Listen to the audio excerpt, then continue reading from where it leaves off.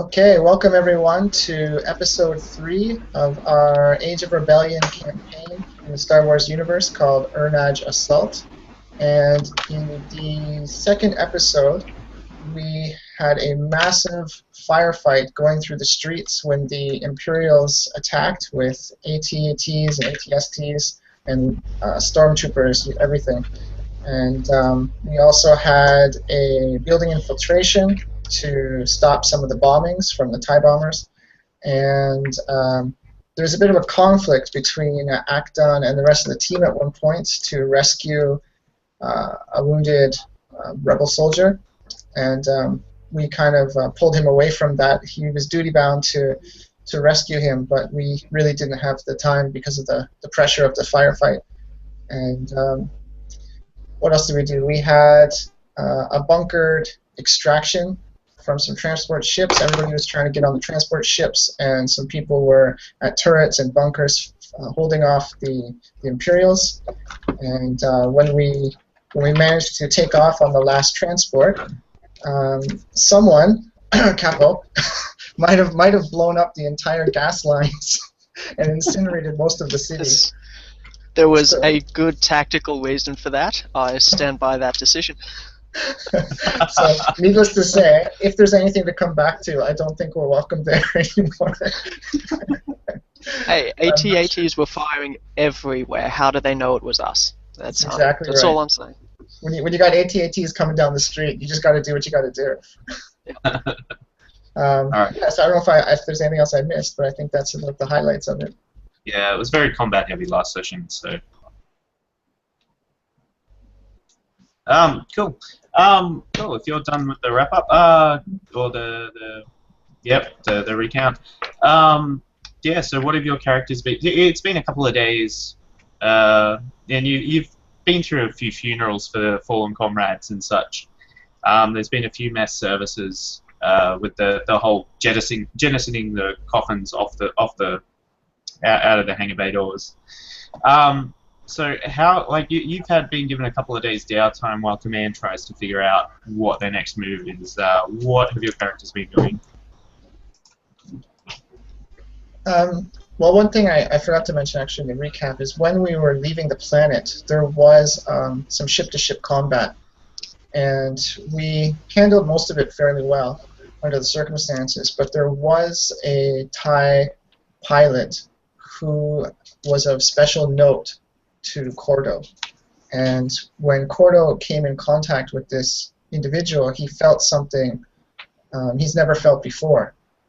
He felt some pressure and darkness, and he's heard of this before, but this is the first time for him to actually experience it.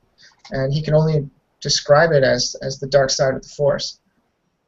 And after boarding the transport ship, the Liberty, I think it was, the Nebula ship, we had a bit of downtime, and at the end of the session, Korto had a really massive migraine, and he took a lot of strain in the fight and from his contact with the dark side. And he thought it was just his strain and his exhaustion, so he retired to his quarters, and he tried to rest up, but the next day it was still there. He still had this headache, this migraine, and he couldn't figure out what was wrong with him. So he stayed in his quarters, isolated himself in his quarters, and he tried to do some meditation and try to center himself again. And he noticed something that was a little bit disturbing to him. Is while he was meditating, he could start to feel the people around him. He could sense people walking past his door, and he could sense how many they were, who they were, not necessarily who exactly they were, but male, female, almost like what kind of state they were in. And he felt this is a little bit overwhelming, and so he just continued to isolate himself. But through a series of meditations, he could start to put a buffer between this new sense that he's developing, and he could feel like his connection to the Force is stronger now, and that's pretty much where we are now for him. Excellent. So how that translates mechanically is he's got his first force power now, and it's uncanny senses. So he gets a boost die on perception checks, and he has enhanced perception, enhanced senses. Sorry. Nice. And he took grit because he took a lot of strain. So I think having more strain is good for him. Yeah. More strain threshold. Alright. What about Raaze? For Raaze, once he came back onto the ship, the Liberty, he would have kind of looked around at the team and see they need a little bit of downtime away from the strain of everything that's been going on. So he'll watch Korto go off, and he'll kind of make sure he's okay, checking in on him once in a while. But other than that, he'll leave him be. And the same thing with Acton. You can tell that after that kind of big crisis on the ground, that he needs a bit of time to himself. And kind of split off from the party for a while to do his medical thing, feel good about the world and whatnot. And since then, Raaze has been kind of doing a little bit of training on his own, making sure that he's up to snuff on his skills, making sure that his eye lines and sights are on, everything adjusted, and this blaster, and basically kind of taking a bit of downtime, maybe grabbing some drinks with Capo here and there, and making sure that they are getting along fine on the military side of things, and just generally keeping himself in fighting shape. So mechanically, that would translate to he's improved his ranged heavy. Cool. So Capo got quite injured in the hand last session. Kept the use of it, but hurt like hell. And he's an old soldier, but has been out of the game for a very long time. So what that has translated to is it's been reintroducing him as a frontline soldier in the trenches to pain and just injury and damage and gutting through it, that sort of thing, using the adrenaline to gut through it. And also because of the injury, after healing up, he's been spending a lot of time, all the time that he has free, training in his armor, getting used to using the armor again. Mechanically, that's translated to me getting the durable and armor master things. So armor master, I've got more soak. Durable means that if I get another critical injury, then I can shake it off. Essentially, I get to reduce it by 10, I think, or something like that. And aside from doing the whole drinking in the cantina thing with Raaze, I suppose the rest of it would have been avoiding the head of the people that we're with, because he didn't seem too happy when I set off those debt charges. So staying out of the way of command for the moment. Alright. Awesome. Dev, can you just roll me a force die for the distance? I wasn't sure if somebody rolled an extra one or not. Oh, yeah. That's fine. Light side. All right. Awesome. Alright, cool. Excellent. So, alright, so you guys have just been kind of milling around a bit. Updown's kind of split off from the party to go to work with Lua in the med bay to try and get everyone stabilized and back up to fighting form. You guys are kind of, you see, there's kind of an eclectic collection of people on the ship. It was very hastily evacuated, and because of the nature of the base, like, they were drawing in just as many people as possible. So they've got people from all walks of life. So everything from sympathizing, like more kind of wealthy families from mining and agricultural worlds to they even got like homeless people who joined for a good meal. So it kind of every kind of person is here, and the common binding is that they on some level they do not like the Empire. So we'll say Capo and Raaze. You kind of hung out in the cafeteria, and you got to know a lot of the regulars that hung around. And there was a few that quite regularly gamble. gamble playing sabacc in the cafeteria, in the caf. Would you guys have partaked in that, or? Probably, yeah. That's what soldiers do. Yeah. Yeah. I don't know. Your characters might be into it. They might not. As a thing to kill time, sure. Yeah. All right. Cool. I certainly would have done a few rounds with Steve, at the very least. Yeah. Steve isn't actually on the Nebulon B. He's kind of shipped out a bit. Because of his more kind of pirate kind of background, like he's very useful to the rebellion in that any kind of extra ship capability they have, they can use it to do raids on Imperial supply lines. So they've been sending him out to do kind of hit and run things on that. So he hasn't been around on the Nebulon B. But you do meet a guy like one of the guys that's always there. You meet a guy named Hoprax. And he seems to enjoy a bit of a flutter.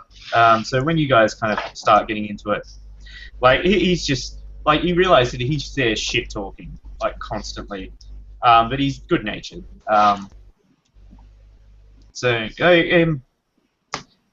right. So did you guys want to like role play a couple of hands, or do you want to just?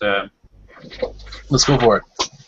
All right. Cool. So you sit down with Hoprax and his bunch of guys, and he goes, "Oh, I got some newcomers." And he goes, "Oh, bug face, and guy with scar." He goes, "I'll come up with a better name for you later." Scarface. Go ahead. Raaze would kind of give a little bit of a smirk and say, "Bet the little boys find you cute where you come from." Yeah. Hey guys, are you saying there's something wrong with that? I would just chuckle and put down a stack of credits. So he's got like they don't have the electronic type of sabacc. He's just got like a printed sabacc deck. And he goes, all right. He goes, we're playing 5 credit ante, and he like deals you both into the hand. He goes, so the way this works is it's a cunning roll. So you go. Oh, sorry. It's skullduggery if you want to cheat.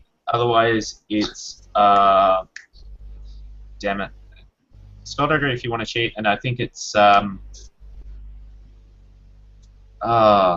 cool if you don't want to cheat. So if you could both just roll me that with 2 purples, a red, and a force die. Jeez.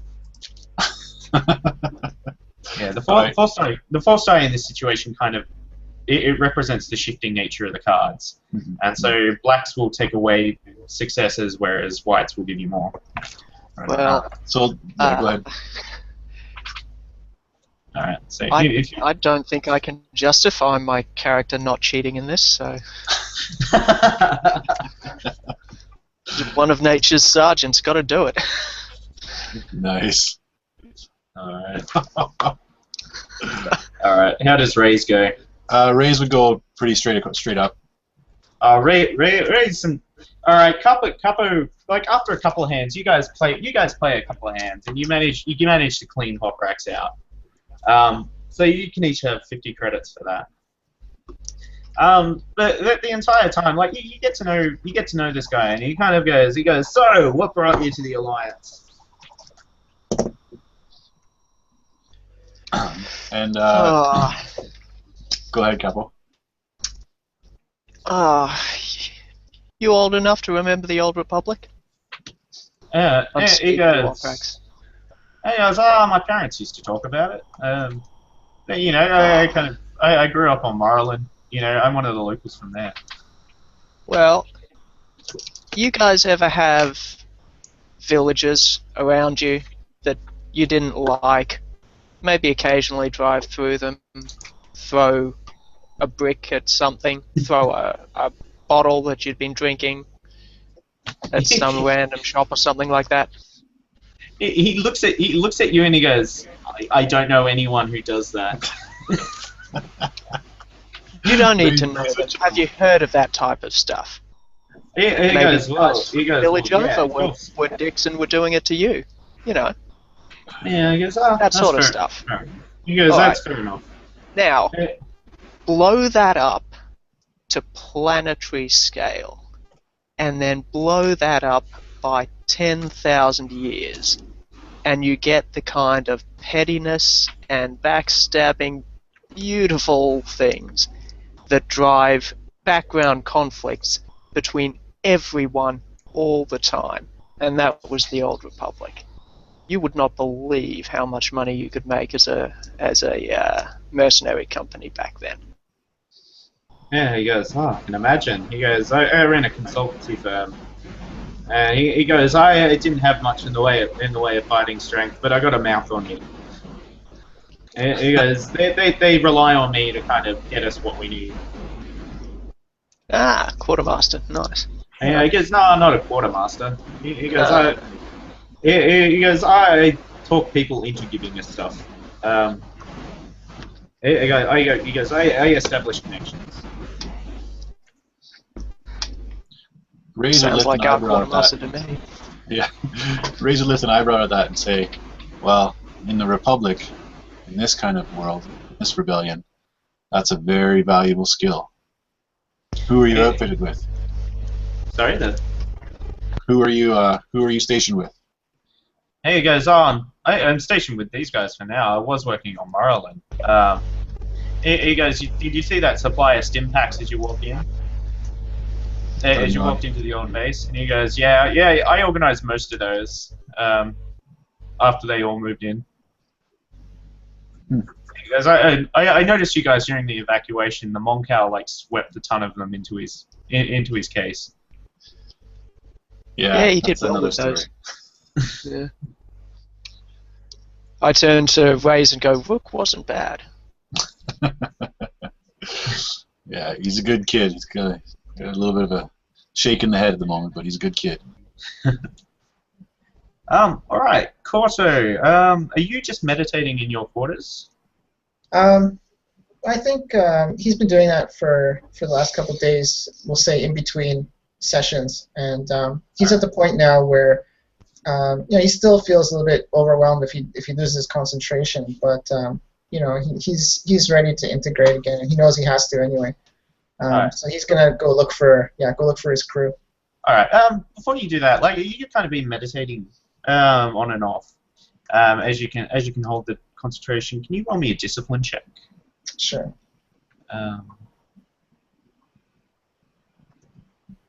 Korto's a young guy. He's not very disciplined. He's very untrained. So this is 2 purples. 2 purple? Okay.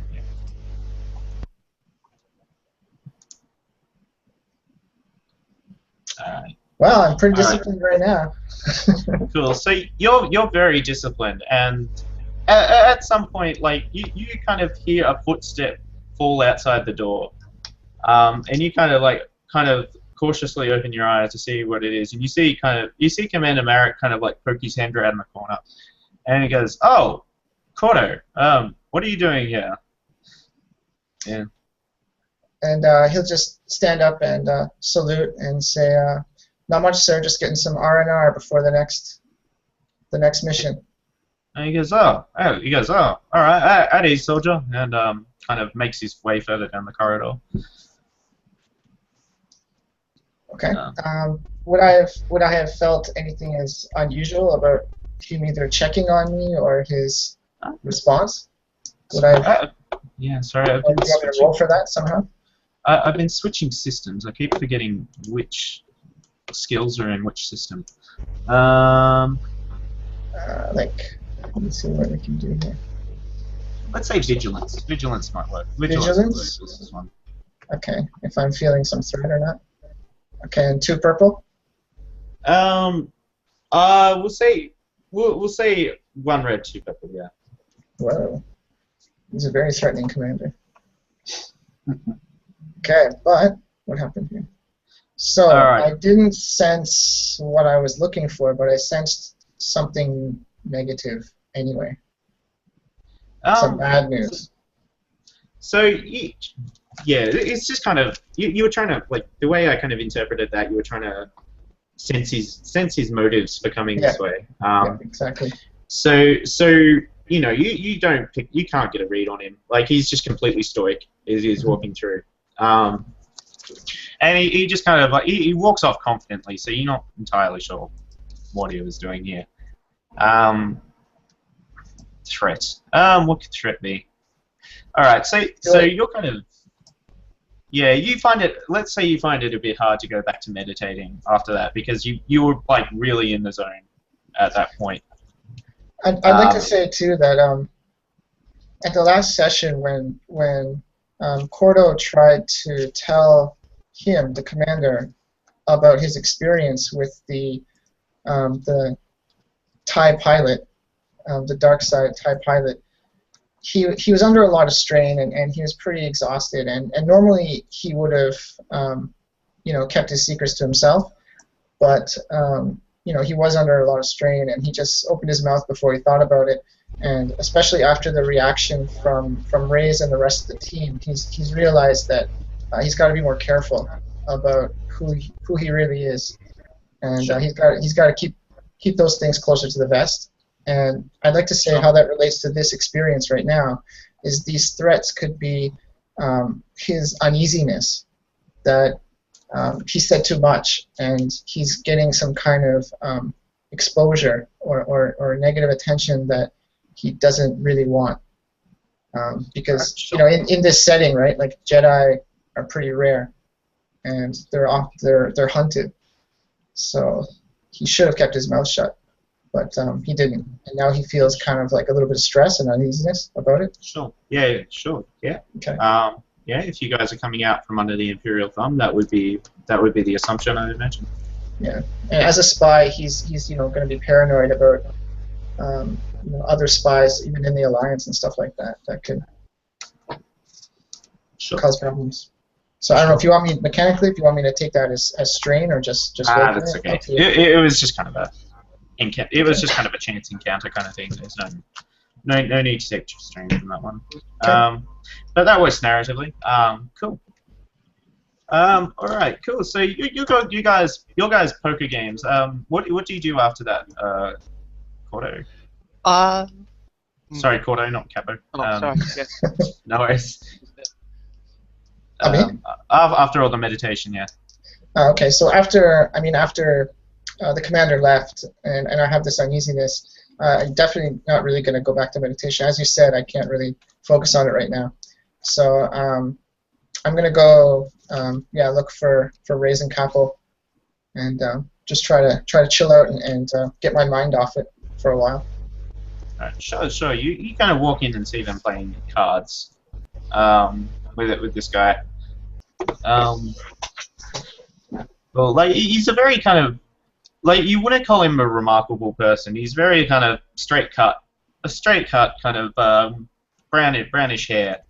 But he looks pretty relaxed while he's sitting at the table, despite all the stuff that's happened. So I think that Raaze would see Korto coming in, and as the old soldier, he'd kind of first check out his his posture, see if he's kind of more upright or if he's kind of down on himself, and then probably the first thing you'd want to do is kind of engage Korto with this new guy. Just for the sake of kind of getting a sense of where Korto's head is at. You mean, so Korto would be like, yeah, I want to introduce you to this guy here. He's a member of our team, and then say, and this guy here, he's he gets things done and gets things for people. Why don't you sit down and we'll play around, and I'll slide him over some of the winnings so he can sit down at the game. I use some of my winnings to buy everyone at the table around, including this new guy, because I want to get him drunk and happy. Sure. Nice. So he likes a Rhodian sparkler. No, I don't do it that way. Come on now. We can make a drink. We can make a drink called the Rhodian Sparkler. You can tell us something. That's the new name for my flask as well. Nice. The one that's never been cleaned.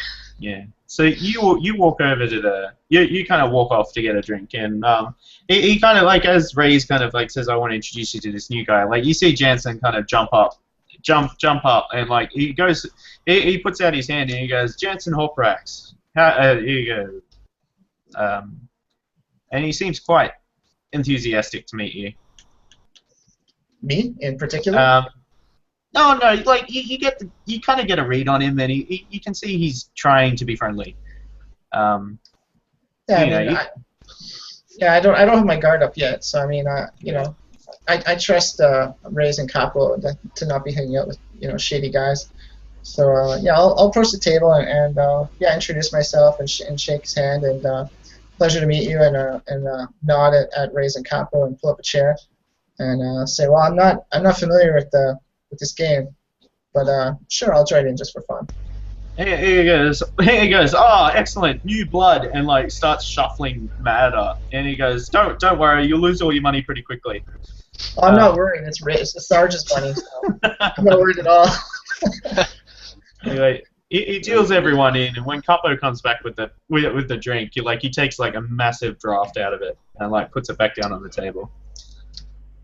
He kind of goes, he goes, I don't know what you got me. Raize would give a sly look over to Capo and give a very, very imperceptible nod. Just a big And in reply. Next round's on me. Let's play a hand though. The kid how to play this game. Alright, sure, yeah, same rolls as before, but Capo has liquored him up, so you can get a boost for that one as well. So I should roll 2, right? So what's the roll for this? The negative dice. Cool if you're not going to cheat. Yeah. 2 purple, 1 red, and your force dice. Like 1 force dice? Yeah. Yep. Okay. Cool.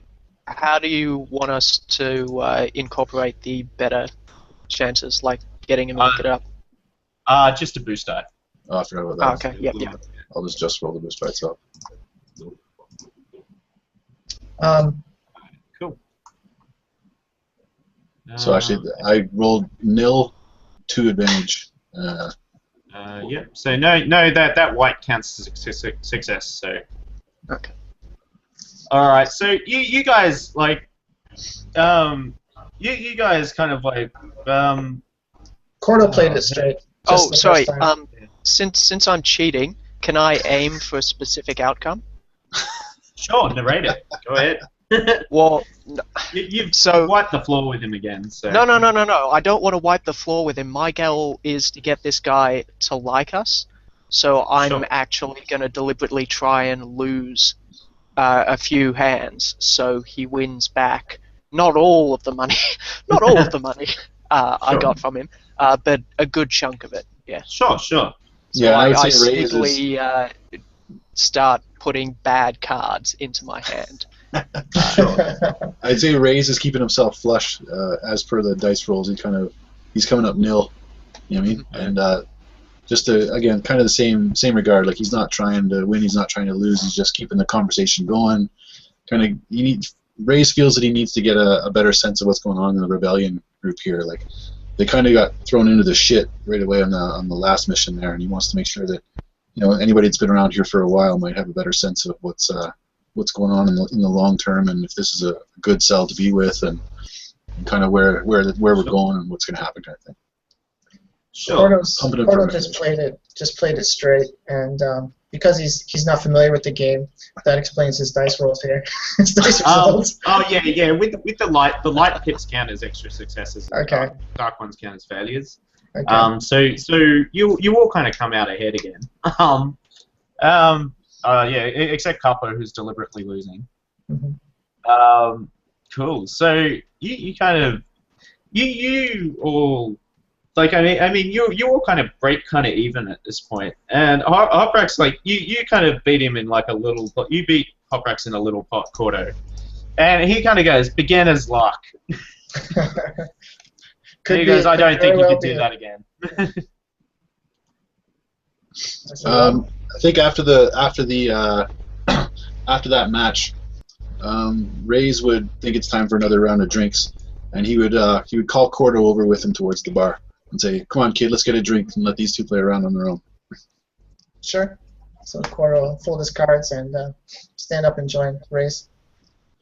So as they'd be walking towards the bar, Raaze would kind of, from looking at him, getting a sense of what's going on, he would start questioning me, be like, when we arrived here, you said some stuff, and I think it's been on your mind the last couple of days.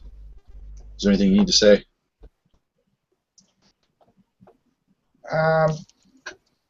I'm thinking back to what Raaze would know, what I said.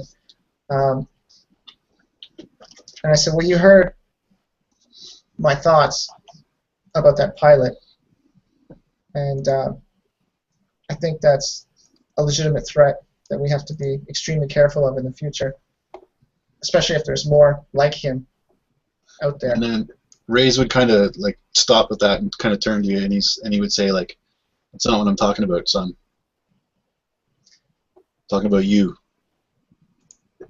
And Korto will pause for a minute, and he's still, feeling a little bit uneasy and slightly raw from his kind of awakening that he had. And he'll say, yeah, some things happened, but I've got a handle on it now, so I think it's going to be okay. But I'll let you know if there's something I need. Okay. Do you mind if I roll a perception check against that, just to see what I think? Yeah, go ahead. So again, Korto's trying to be intentionally evasive. Yeah. Because, he's feeling like he's got to be more careful from now on.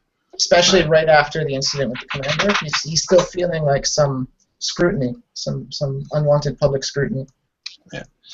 And after having listened to this, Raaze would still be looking at him and kind of gesture him back more towards the bar, and without actually, he'd turn away kind of as he walks and say, "Well, there's people to talk to about it, and there's people to not talk to about it. You should know that I think this team is pretty safe for it, but if you need to say anything, I'm here. If you need to try anything, do it quietly." Roger that, Sarge. Appreciate it. And I'll definitely be more careful with the intel that I share and with whom in the future. And Raaze would nod his head without looking again, kind of grab the drink and hand it across to him, and then he would say, "And if there's anything that you can do to help us, keep that in mind too." You mean with the game? I think Capo's got it under control. And Raaze would chuckle at that because he feels that you kind of broken the tension on this talk, and he'd be like, "Well, the game of life and death," and he'd kind of walk back ahead of Korto. And Korto will say, "It's a game I play every day." He'll just say it kind of quietly to himself. "It's a game I play every day, and there's no intention of losing." And then he'll just follow Raaze back to the table. All right, cool. So, all right, Capo, you continue to play with him. So, are you going to continue to try and lose? I won't make you roll this one if you don't want to. Well, yeah. So because he's losing to everyone else, I'm kind of I'll take the hit that on me at least he comes out ahead, maybe by 10 credits, something like that. Sure. All right, cool. Oh, and if he's enthusiastically drinking, I offer him a drink from the flask if he thinks he's hard enough. All right. So are you going to tell him the story of the flask, or are you just going to let him drink and then tell him about it? I'm gonna kind of, I don't know, telegraph it as if he thinks he's a hard drinker, kind of if he reckons he can take the rough stuff. All right, sure. He kind of looks at you and he goes, "I'm game." He goes, "I'm game. Where's this from? Onderon?" And he takes a massive gulp out of it. I laugh at the Onderon. the look on his face as he drinks his stuff. Like he kind of retches a little bit. But he manages to hold it all down, and he goes, "I think I'm done for tonight." He goes, "I think I'm going to done for tonight. I'm going to go rest in my bunk," and he kind of like pulls himself up from the table, and he goes, "It was good playing with you," and just kind of like stumbles a few steps before running out of the caf. Alright. Raize would come back to the table with the extra drink at that point, seeing him right out the door, and he kind of go, "You gave him the flask, didn't you?" And I just look at him and go, you thought it was from Onderon. So I would kind of motion for the flask myself, and if Capo would give it to me, I guess, and then we have this extra drink, so I would kind of shake the flask and go, and pour the fourth drink into the flask, spin it closed, and hand it back to him. Oh. Nice. Cheers.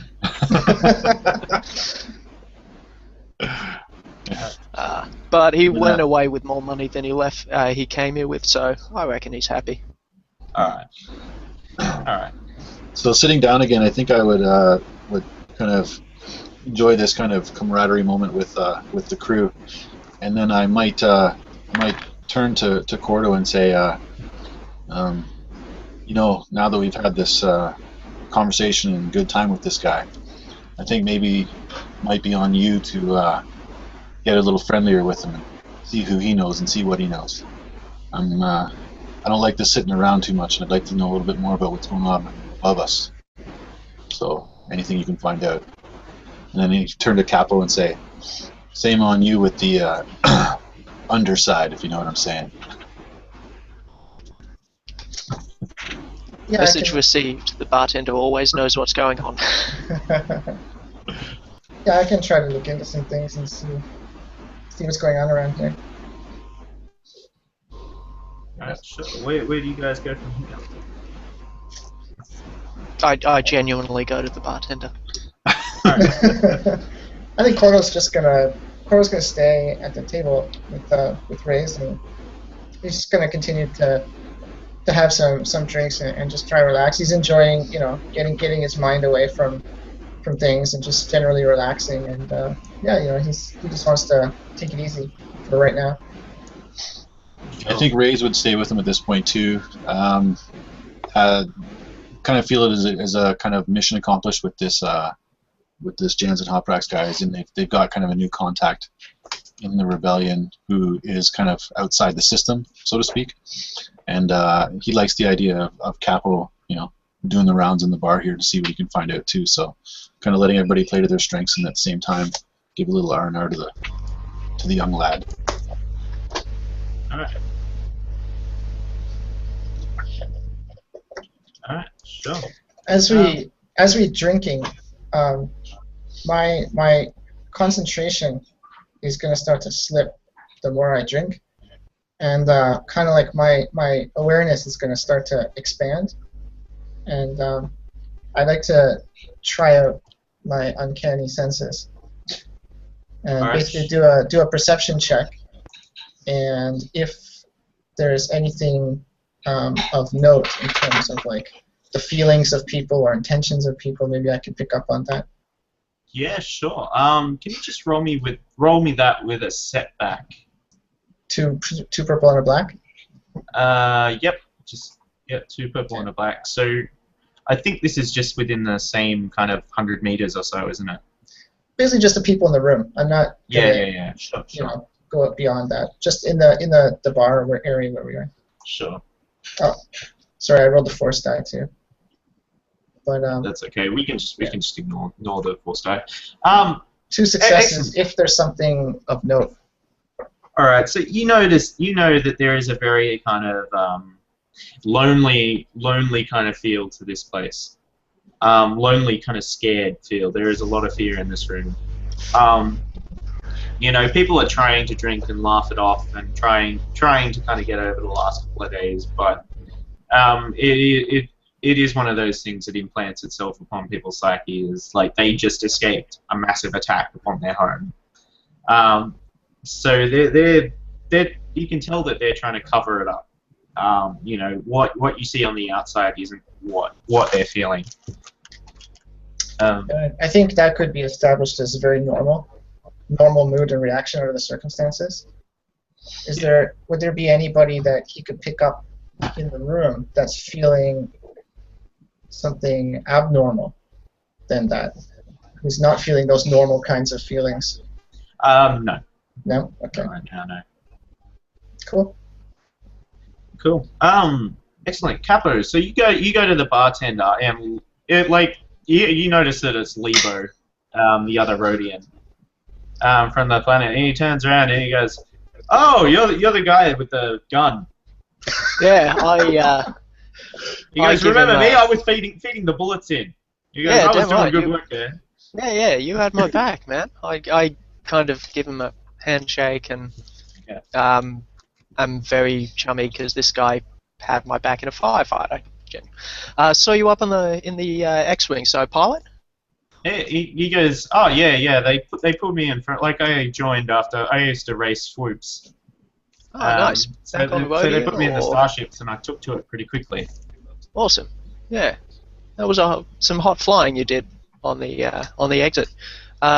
Originally a bartender, or just do this to wind down? He goes, "Well, I needed to do something that wasn't going to draw attention. So I had to retire the swoop game, but." He says, "Yeah, like the bartender is what I did on Oberland, so I'm doing it here as well." Any specialties? And here he goes, "Oh, I'll see what I can do." And he kind of turns back to the vats behind him and kind of runs his finger along. And he goes, "The selection isn't very diverse here." And he goes, "But," and he like pulls this bottle up and he goes, "Special reserve," and like puts it down on the table. I pop down double the price of this, what he's asking, and get him to pour a drink for himself, because anyone who's in the trenches with me, I buy them a drink. There he goes, "Oh, you're very generous." He goes, "You're very generous. You're very generous." And he goes, "What I kind of miss is that they don't have pilots here." He goes, "We don't have a lot of pilots here." He goes, I'm mainly a defensive capability." And he puts down a couple of shot glasses and like pours a drink. And, they never let you loose in the X-wing? Yeah, he goes, "Oh, only when they need it." And he goes, "But the job's important." He goes, "It's important, but you know there isn't a lot of camaraderie for pilots here, because most of the time we just kind of bum around on the ship unless we're out on a training run." I look around at all of the people trying to kind of drink out their sorrows and kind of look at him and go, "Yeah, no, bartending, pretty important too, mate. You've got it covered." He seems to be he seems to like give you a little kind of smile and kind of lifts up the glass. Yeah. And I down mine. Alright. No, yeah, he does the same. Yeah. And then I kind of lean in and go, "Look, mate, we literally had just gotten there when shit hit the fan. What's going on? Like, what's the scuttlebutt?" And he goes, I'm just in the dark as you. You know, we kept that place safe. You know, we even got raided by the authorities a couple of times. But luckily, like, we followed all the local laws, so they couldn't really bust us on anything. And you know, given the security we had in that place, they couldn't find it. So. Oh no, not what the news was outside the base. Like, what's going on inside the organization, you know. And I kind of list off floating games, quartermasters, people flashing, I don't know, new medals, that sort of thing. Groups going on the Plum missions, you know. He goes, I saw you feeding Toprax something. he tends to hang around in the CAF a lot. I've kind of heard whispers that he's going to be sent out on a diplomatic envoy at some point. Yeah, he was talking about how he was a procurer or something like that. Yeah. He kind of looks around and he goes, most of the people here tonight are kind of grunts. You know, we hand them guns, teach them how to shoot. Hey, who was behind me in the trench? You're a bit of a grunt too, mate. He goes, I had no idea what I was doing. I look him dead in the eye and say, the gun didn't explode. Means we did a good job. He says, well, I'll try to make sure that doesn't happen next time. Yeah, that's what we all try to do. Alright. So yeah, I specifically kind of try and aim to find out if any squads have been drinking particularly heavily or tend to hang out after missions together, after hours when they're off duty. If there are any, I don't know. Yeah, that kind of stuff. I can't think of anything else right now. Yeah, you see, I mean, they are segmented into groups, but they, occasionally you'll see someone get up and kind of go to another table. Mm-hmm. I'm just kind of aiming for finding out whether there are any illegal Sewell games going on, or I guess favor trading sort of stuff, or if there are any signs anyone's spending big after or before going on a big mission. Those kinds of things, changes, weird changes. If not, no one's. He says, no one's really left the frigate for the last week or so. And he says, so I haven't really noticed anything like that. And he goes, Hoprax was always gambling though. He constantly bring in big wads of cash into the bar and just buy everyone drinks and things like that. And he goes, but he kind of points to one group and he goes, I occasionally see them playing a bit of Bizarre at times, or rolling some dice. Okay, cool. Yeah. Well, I give him I'll buy 2 more drinks off him. Give one to him, and then I'll take the other one back to the table. He goes, oh, thank you. He goes, thank you all. Oh, he goes, thank you, and immediately put it down to. Nice. So can you just roll me a resilience check? I can indeed. Two purple for this one. 6 purples and 4 reds. No.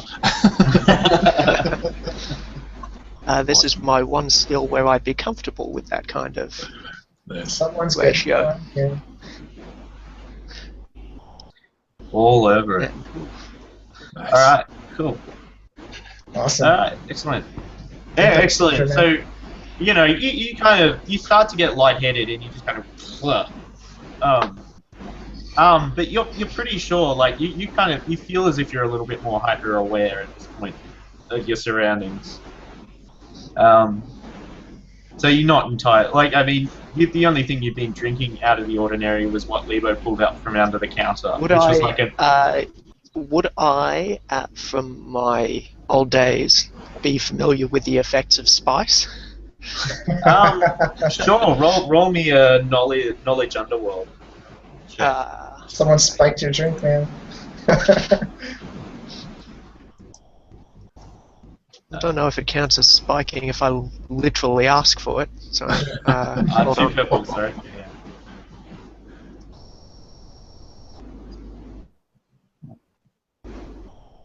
Yeah. Everything cancels. Alright. So you're not out of game, yeah, it's spice, but your character wouldn't have. Your character doesn't really know that. Yeah. So the closest thing I can think of is Aqua. Aqua? Oh yeah. Yeah. That thing. The Yeah. shit we were drinking at Draco's. Yeah. Cool. So yeah, similar to that. It's very kind of momentary. It's very kind of momentary, but you know, you're pretty sure you're more aware of your surroundings, Cool. despite the haze of alcohol. Can we see his Rhodian eye pupils become even huger when he goes back to the table? So he's got super giant Rhodian eyes. Yeah, I'm imagining like that American Dad bit where Roger falls face first into the cocaine.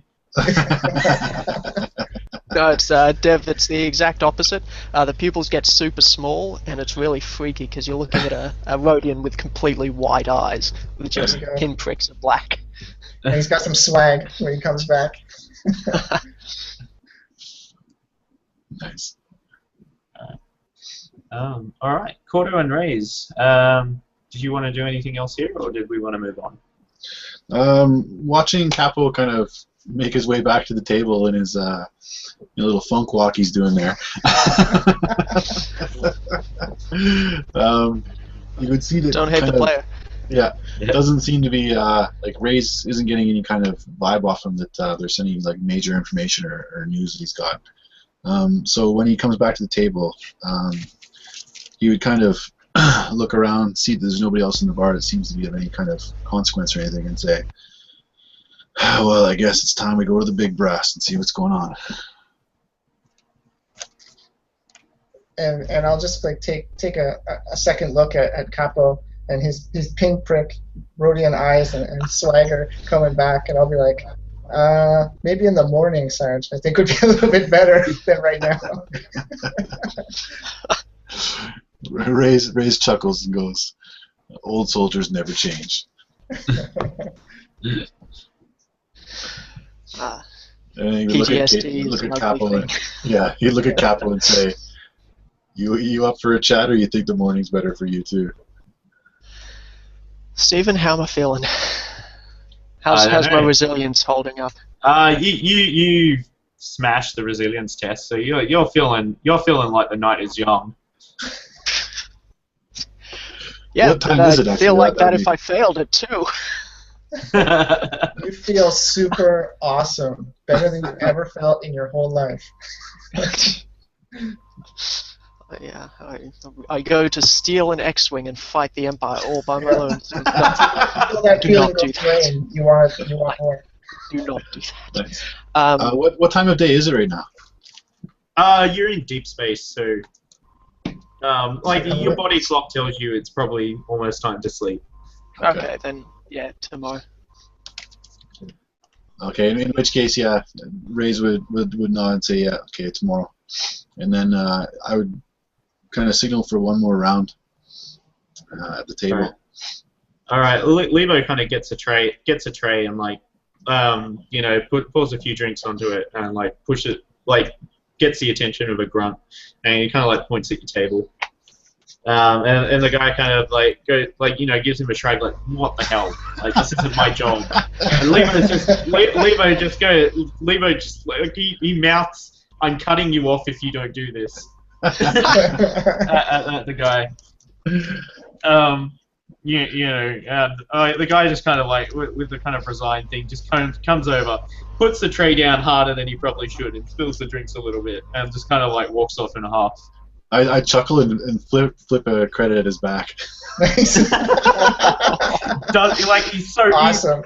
He's annoyed enough that he doesn't even notice it. That's too bad. I was hoping for a bar fight. Yeah, I've got the ball for that. I did. Yeah. Capo's ready. Capo's ready to take on the bar.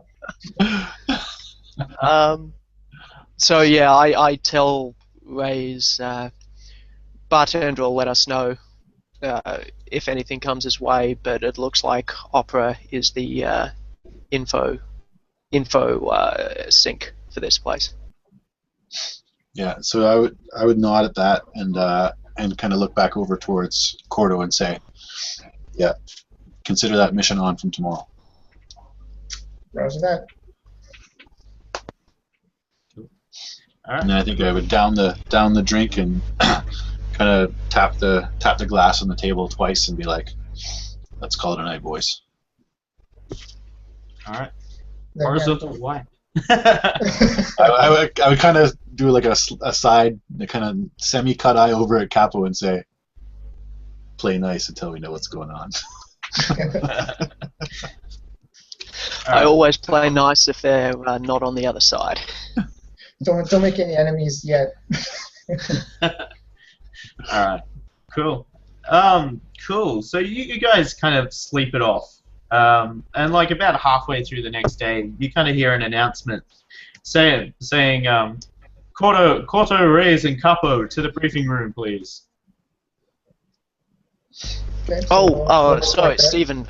In the intervening time, I have also found a locker and dumped off some equipment because I'm currently quite encumbered. You can check it. You can check it in with the quartermaster. That's fine.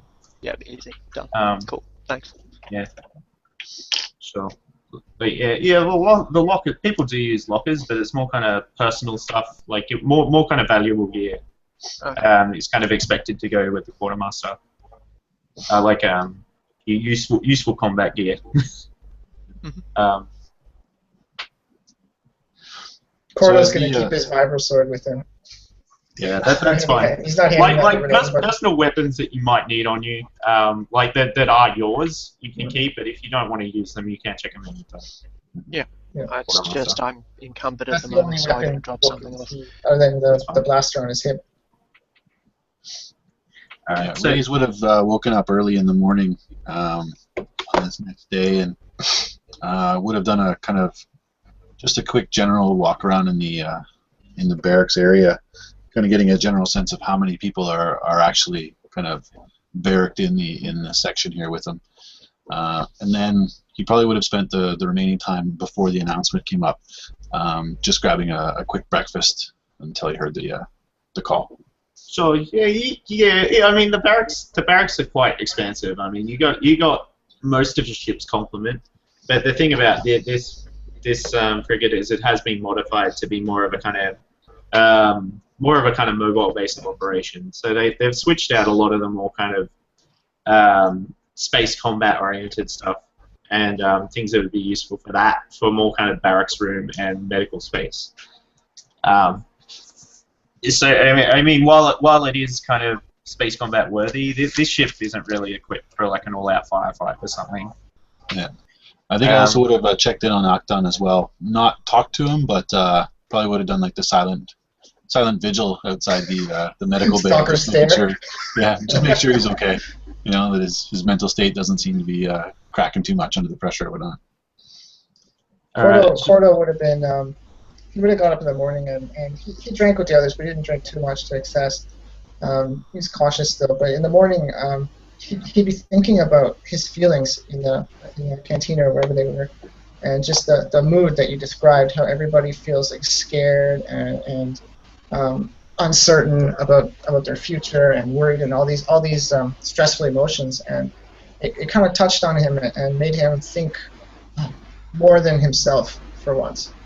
And he'd spend the morning before the call, and he'd kind of just walk around the ship, but not in the military areas. He'd actually go to the refugee areas, where, as you said, some of the townspeople were loaded up, and he would have just walked among them, and just again, he would have just like got a feeling of how they're doing. And if he could help with people, he would have helped. Just here and there, you know, like if there's something he saw or somebody asked him to help with something, he would have done it. Yeah, I mean, most of the refugees were kind of like, I mean, there wasn't a lot of them. It was more kind of people who did end up at the transport area were taken off planet. But, you know, they've been doing their best to shuttle them off. So there are a few remaining, but for the most part, they kind of, you know, they're not entirely, like, I mean, they are trying to ship them off and resettle them on neutral planets. General feel. Yeah, like as you notice the day after, like, you know, the fear is still there. You know, you don't notice anything out of the ordinary. Yeah, he's just basically you know, just trying to help people that feel dislocated and feel you know these normal feelings that people would feel after this kind of situation that refugees would feel, and it actually makes him feel better too to be helping these people. Sure. Sure. Like, yeah, you kind of help them move their possessions onto transports and things like that. Yeah, just helping people. Small Yeah. things. Yeah, just little things. You kind of help them try and move out and move on with their lives. Yeah. And things like that. And you trying to make the best of a bad situation for them. Cool. Then he would report back when he hears the call. Cool. Yeah, Raaze, you kind of see Ukdan. He's like flat out working in the med bay. With the chist that picked you up from the starport, the Brack. Cool. So like they're both kind of like working like silent. Like the only reason they're talking is to get a diagnosis from the patients. You know. How's his leg looking?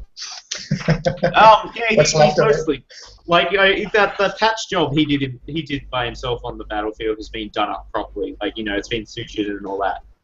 So it's looking a lot better, and he doesn't seem to be limping as heavily as he was before. It didn't get amputated, and he's got a metallic leg now? No, he didn't get Damn. it. Yeah, Star Wars so people don't lose limbs. yeah, so when you first kind of lay eyes on him, he's standing in front of a back to tack reading off a data pad. Cool. So yeah, he's got himself handled mostly. Capo. Yeah, you've kind of dropped off your gear. Cool. Sorry? So, do you want to move? Just done that. Gone to Cool. the. Cool. All right. Cool. So you all kind of eventually get to the briefing room. Cool. And you're kind of there's there's yourself. Like there's just you three. In this room, and after a little bit, you eventually see Merritt come in, and he's looking a little frazzled. If he had hair, being a juror, he does not. But if he had hair, it would be like all over the place. He's just looking distended. His clothes are kind of all over the place. And he goes, "Oh, gentlemen," and he goes, "Gentlemen," he goes, "Oh, we're." Sorry, Ukdan couldn't join us today, but he goes, I have a new assignment for you. He goes, it will make. He goes, he says, Korto, you're probably gonna need some guns at this point, so we're sending these two goons with you. And he goes, so have any of you guys heard of the planet Oberland? What is it? Oberland. Oberland? Capo might know about it, given his background. Should we do Okay. a check for that? I read the Core Worlds or thing Outer Rim? like 2 months ago, but Yeah. what Capo's the one that most likely knows about it. do you want me to roll for it? Is it Outer Rim? Knowledge Underworld, and I'll give you a boost because of your background. Alright. And it's just 2. Standard difficulty. Come on. Alright, Capo's never been there. And he kind of looks around the confusion on his face, and he goes, "No matter. I mean, it's a bit of a smuggler's mood, despite it's kind of a little off the beaten track, but it's not far enough. It's kind of far enough off that it doesn't get a lot of Imperial attention, but it's close enough to the hyperlanes that people will go there to do a bit of shady business." And he goes, "We've recently received intelligence that there's an Imperial research outpost there." And he says, "Now, this kind of surprised us a little bit because, we don't hear reports coming out of that place that the Imperials, molest everyone and just throw the place into disarray. So we were a little shocked, and we need some recon, and if possible, we need you to find out what they're doing down there." And he says, strictly in and out. He goes, "Well, you could destroy it if the chance presents itself, but we would like to know what they're working on." Raaze would close his eyes and kind of rub his kind of face and kind of look over at Capo in the inside dialogue, thinking like, "Man, you shouldn't have said that out loud." I ask rules of engagement, sir. That's been a bit fuzzy in the last engagement, just wanting to confirm what's... He says no more gas target? pipeline. He just looks at you and he goes, no more gas pipelines. Even if they're confined to the research base? And he goes, well, okay, of course there's an exception there, but err on the side of caution. Please, as few civilian casualties as possible at this time. Yes, sir. And he goes, now we don't know much at all about this. We've just heard credible intelligence that it's there. We don't know the location of it. We don't know anything beyond the planet. Military intelligence. And he looks at you like he just glares at you, and he looks back to Korto and he goes, "Oh, you reckon you can handle sneaking into this place and maybe spiriting someone out? If you can kidnap a scientist from there, that would be ideal. But any kind of information you can grab." And Korto if we're exfiltrating people, are we getting a shuttle, sir, or do we have to deal with transport there? He goes, well, we've got a light freighter that will lend to you to get to the planet. He says, but no joyriding in that, please. Like, we kind of need that. Once again, Raize looks at Capo. No unnecessary joyriding. Gotcha. And Korto will say, if you need this done quickly, I can definitely go in there and get someone out. If this is not urgent, I can infiltrate and get as much information as possible as well before I bring someone out. He says there's no need to kind of infiltrate the Imperial ranks. At its foremost, this is an intelligence gathering mission. But if it goes hot, feel free to just go in guns blazing. Any information that you can pull out about what they're doing would very much help our cause. No problem. This is well within our capabilities, I'm sure. Both getting the secrets and destroying it. Looking at Capo. Raize grumbles under his breath about keeping people alive. And he says, now you do have the option at this point. We do have some infantry that we can send down with you, but if you would prefer to run quieter, that you're free to do that as well. But it's your call. And Korto will just look at Raize and look at Capo, and he said, "Just these guys with me will be enough. We can get it done." He kind of nods and he goes, "I respect that." He goes, well, we'll have the shuttle prepped and ready to go in the next few hours. You guys gather what kind of gear you'll need in order to scope it out. And he goes, well, we'll give you a data pad with some information about it. Okay. Or information on the planet, sorry. Yeah. So at this point, Raize would look at the other two, and then Korto he'd kind of point at and say, "Think about what you need to get in and get out quiet." Then he would turn to Capo and say, "Think about what you need when he gets out quiet, and we need to get rid of it." He says, "Well, looks like we got a couple hours. I'm going to go look at some maps, get some information about the area. We need to know what we're getting into, some astrogation information, and I need you guys to be ready." Yep. Like Marek kind of like looks at you guys and he kind of gives you a half-assed salute. And he goes, well, he goes, yeah, I've got to get back to the bridge. We're still cooking something up. And kind of like leaves the room.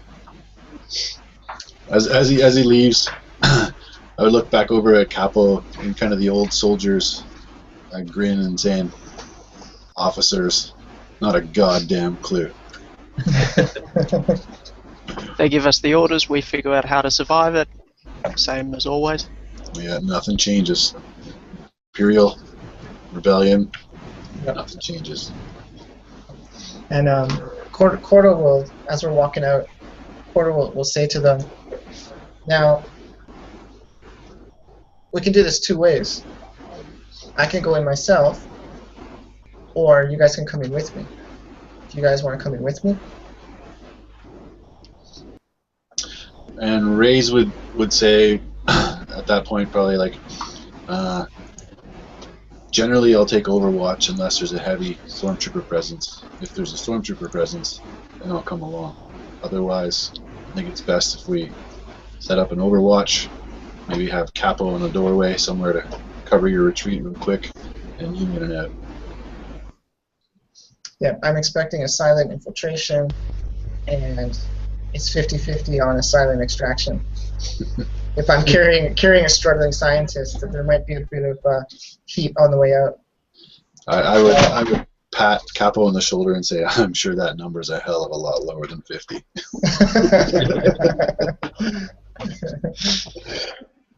Okay. Then I'll say to them, I need to go see the quartermaster. Then there's some things I need to pick up. Yeah. Capo, make it go boom. You want me to set up a loud option? Yes. Cover our Alright, bases. gotcha, sir. Think quiet in, quiet out from Korto. Think loud in, no one gets out from Capo. I take a look at Korto and say, I might have one or two things that I may need you to bring in there with you, if you can get it in. If you can get them in, no worries if you can't. I'm absolutely confident in getting in. It's the getting out with the scientist that's going to be the tricky part. But I can These get, will I can help get you things inside get for you. out. Yeah, that's not a problem. If you need. Cool. Alright. I'm also. We said we were getting maps for this, correct? Yeah, we're going to data pad. Awesome. Yep. Yeah, so like when you turn up to the quartermaster, he sees you guys and he goes, "Oh, you're the guys going out to Oberland." He goes, "Marek informed me of your mission," and he kind of like rustles through his desk and pulls out a data pad and he goes, "We're sending you in more or less blind." And like here's the data pad. Raize laughs, no shit. Yeah. And he goes, somebody has to do the initial reconnaissance. Yeah. So Raize would look at the data pad, just checking to see if it has at least the general, like, terrain maps and things like that of the planet. Since we don't know much about where it'll be, at least we might have a sense of where the cities are and what the general terrain is, that kind of stuff. Yeah, hang on. Yeah, I'll need some intel. We are the intel. No, I mean like, okay, so the data pad literally has nothing about this planet. Seems to be. Okay. All right, then I'm just gonna get some basic stuff. I'll need some. Do you want me to just tell them what I want? Like, give them the list. Yeah, sure, and you can give me a roll for it. If it's over 3 rarity, it might not be there. So anything over 3 rarity, you're going to have to roll for. But yeah. Yeah, if you just tell him what you want. Can I get some modifications done as well? Yeah, he goes, it depends on the modification. And I'll reach back behind my cloak and pull out the vibro sword and say, can I get this balanced? What's the rarity on that one? Yeah, I'm looking for that. You caught us off guard here with the specific equipment list. Yeah. Just while he's looking up for that, general mechanic question. Ion blasters work on droids. Do they work on power sources in buildings and things like that? Yeah, Power that's fine. grids. I'd let it happen. Okay, I might grab an ion blaster from him. It's a rarity 3, just so I've got something. Yeah, sure. While Korto is doing that, he kind of like starts making a list. Starts making a list, and he turns to Capo and he goes, "Anything you need, soldier." Bombs. Lots of bombs. And he kind of like looks at the list he's written and kind of like fiddles through some paper and he goes, He goes, I can do you some breaching charges. big bombs might be a bit of a problem. Here you goes. We got breaching charges and frag grenades. Nothing genuinely jetpack related. Whatever the Star Wars equivalent of C4 charges would be. Right, roll me a streetwise check.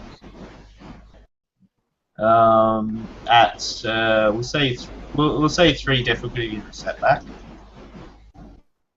So 3 purple and 1 black.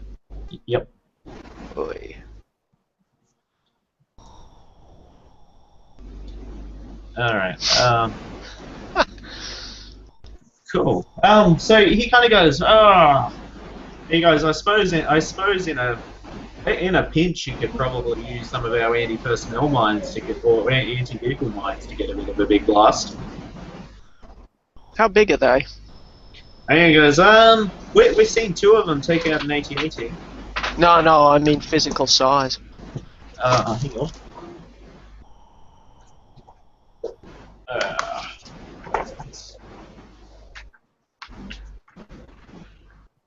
No bigger than a cigarette pack, I'm sure. Basically a pencil, really. Yeah, it's like, bottle cap. I mean, it's the future. Clearly, it would be that small. Miniaturization is the future, right? Yep. We haven't hit the threshold yet, so. It's actually a quantum anti-personnel bomb. The problem is actually just finding which pocket you put it in. Don't sit down too hard. Yeah. Encumbrance 4 for one of them. Okay. And so he kind of like holds out his arm and he kind of, they're quite large. I turn to Raaze and say, boss, I got an idea if we want to go really loud. Downside, it will make it so we don't have an escape pod in the freighter. Raaze would chuckle at that and say, that's what Plan Bs are for. Alright. I ask the quartermaster to please put as many as will fit inside the escape pod of the freighter we're taking. Sure. And I emphasize that this is a just in case. Alright, he goes, I can maybe fit, he goes, I can maybe spare about 3, we need to keep a few around. 3 is all I ask. He goes, yeah, we're a bit skint, as he kind of like scribbles it down on a bit of paper. If everything goes right, I'll have them back for you. Yeah, he looks you up and he goes, didn't you blow the gas lines on the way out? There's another rodeo. The entire city was designated fire-free zone. We still had Imperial forces coming in, and I can guarantee you that when we left, there were no Imperial forces from that garrison left alive in that city. He kind of like shrugs his shoulders and he goes, that wasn't by the book, soldier. No, it wasn't. But it got us out and it destroyed a garrison. He kind of glares at you a little bit. And goes back to looking at Korto. Have you got the rarity on that one? Yeah, I've got a short list actually. I'm going to focus more on the infiltration espionage equipment at first. Sure. So I've got slice. Again, I'm not really sure what all these things exactly do, but I don't want to hold up the game for that. So let's just say slicer gear, lock breaker, scanner goggles, a set of binders for the scientist. Sure. And I was looking up disguise kits. I'm not really sure if that applies to what I'll be doing, but. So anyway, maybe not. I'll skip the disguise kit, and yeah, just get my sword and knife balanced. All right. I'll find out. He goes, you guys are shipping out in a couple of hours, aren't you? Sounds like it. It goes, well, we've got a balanced fiber sword, but it might be a bit more difficult to... We don't have any balanced knives on hand. Nobody does that here? So, he goes, you might be able to get some of the engineers down on the flight deck to do it for you. Okay. But he goes, well, we've got a balanced fiber sword out back. We'll hand you that one. Okay, cool. And he kind of puts his hand out. He goes, I'm gonna need your other one. He goes, I'm gonna need your other one for the time being, though. Okay, so he's got the other one? Yeah. Okay, yeah, so I'll exchange my old one for him. So he kind of like finishes scribbling down on the paper and like wanders down behind the locked door. And he comes out. He starts coming out with all your stuff. So he's just like putting it down on the ground, and going back into the room and pulling out more. And he finally brings out the anti-vehicle mines like one at a time and like puts them on the floor outside the door. And he goes, "Oh, that's the gear you asked for." And he kind of looks around and he goes, "You might need some climbing gear, although you could probably get that on planet." Yeah, if he's got that, I'll grab that too. I was going to ask about that. Yeah, he goes, all right, and kind of like makes a note on his bit of paper. I have some already as well. Does he have armored clothing? Hang on, what? Yeah. 6 for that. So I'll roll. Yeah. Cool. Can you roll me? Yeah, that might be a bit difficult to get. So can you roll me 4 and a black? 4 red and a black? Or 4 purple and a black? 4 purple and a black, yeah. And what's my Streetwise again for that one. streetwise? Okay. Do you guys mind if I flip a destiny point for this? I'd like to have some armored clothing. Go for it. Oh, yeah, go ahead. Okay.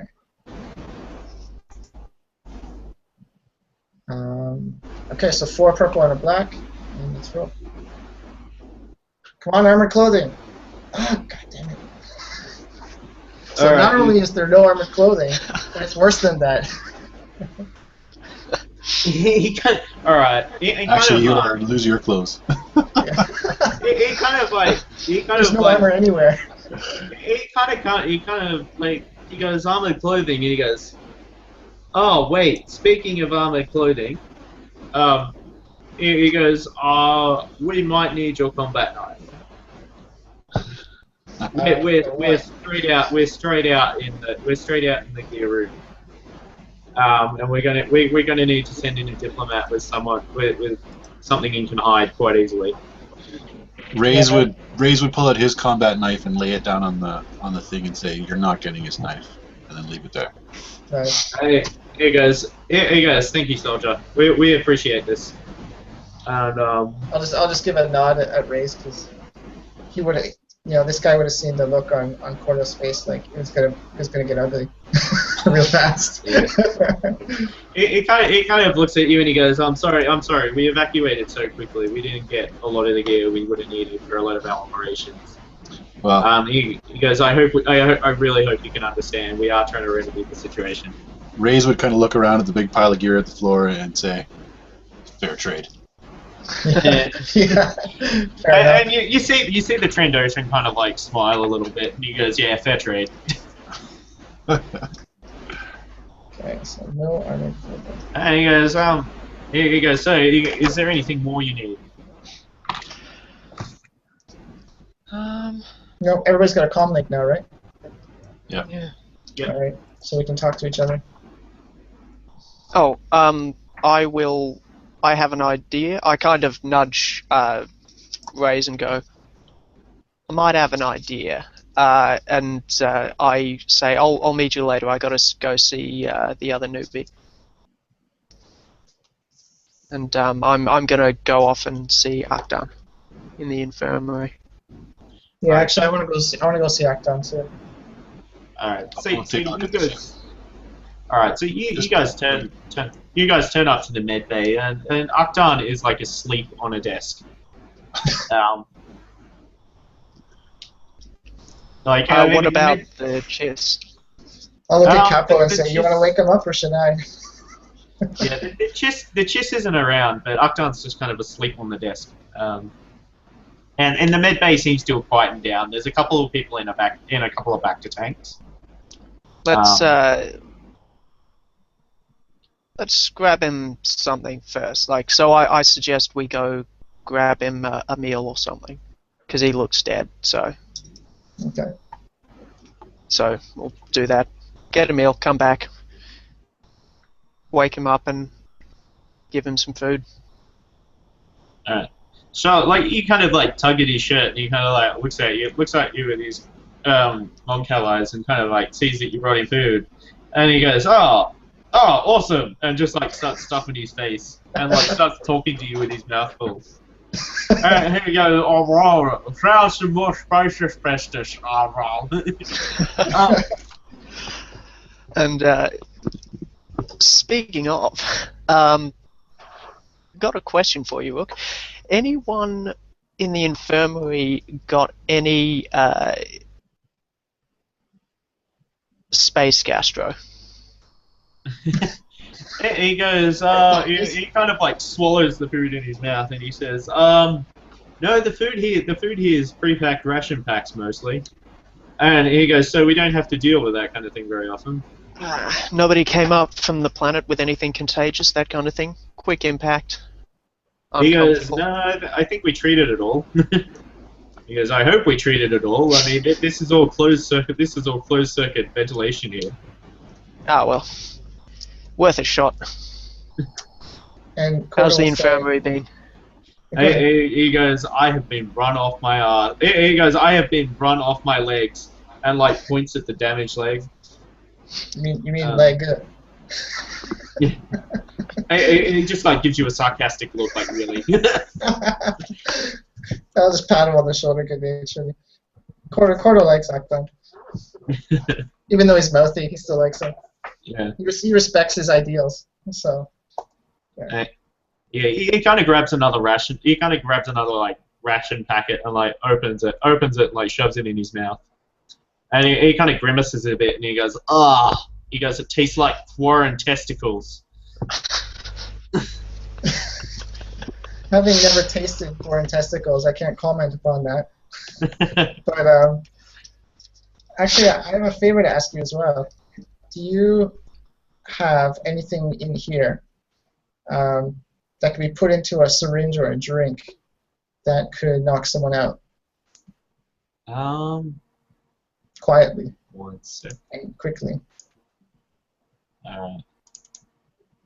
Let's see. I nudge aesthetic. Korto and say gas might work too. Aerosol. Gas? Yeah. Through the vents, that sort of thing. Just let me pull down his character sheet. Yeah. So while Acton's looking around, I can turn to Capo and continue the conversation with Capo and say, yeah, I'm thinking syringe would be simplest and quietest, because I'm not sure if I can gas the whole room or not, depending on where this person is. Oh no, I was talking for through the life support system. It's better to the whole place. Gas the whole facility? You always think big, my friend. You always think big. Go big, go home. At the very least, it slows them down when they're chasing you. That's my thinking. Sure. If you want to try that from the outside, I'll make sure to bring a respirator with me. Just let me know if that's your plan. So Ukdan finally finishes fishing through the desks, and he goes, excellent. We've still got some of the sedatives, and like hands you two syringes. Perfect. And he goes, I hope we don't need that here. Perfect. And I'll thank him. Tell him to get some rest and don't work too hard. I think refugees are leaving, and you should be able to get some rest time soon. And he says, "Oh yeah, Lou has been picking up most of the slack," as he kind of like rubs his forehead. Yeah.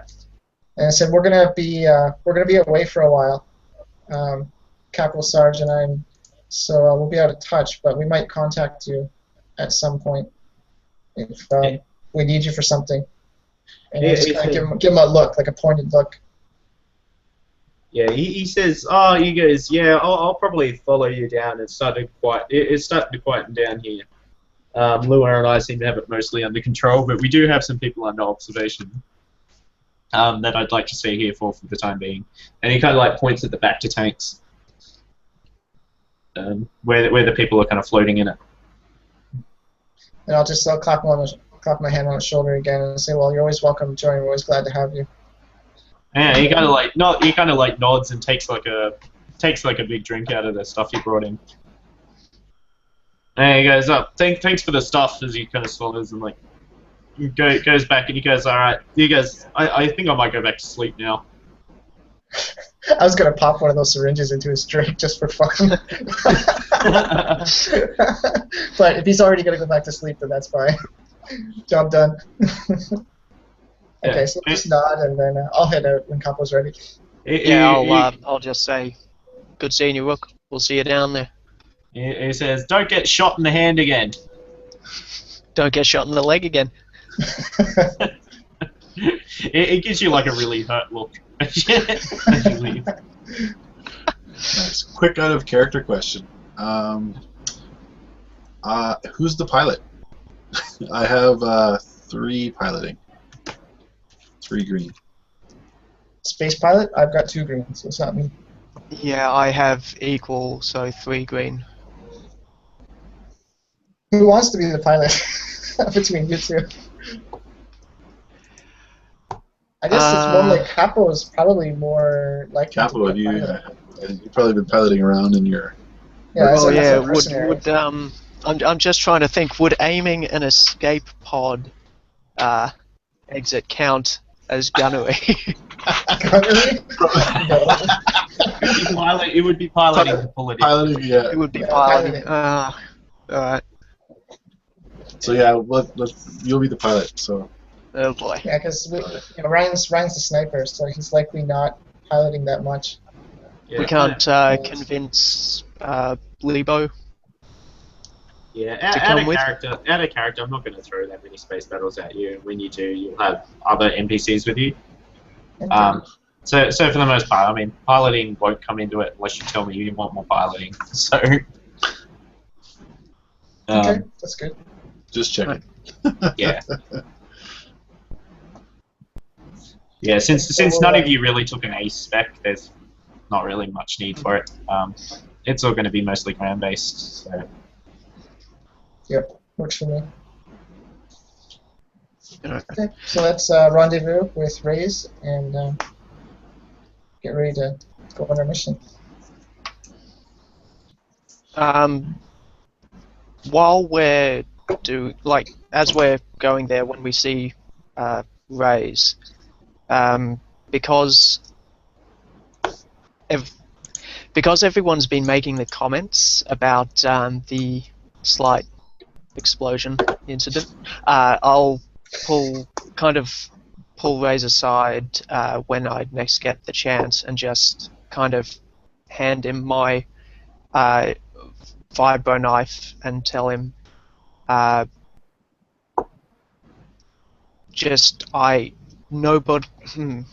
would Capo put this? It's all my fault, man. One vet to another. I'm not here to cause trouble to the squad. If I see a chance to help the squad, I'll take it. But I'll follow you're the boss. I'll follow your lead. You won't have any problems from me.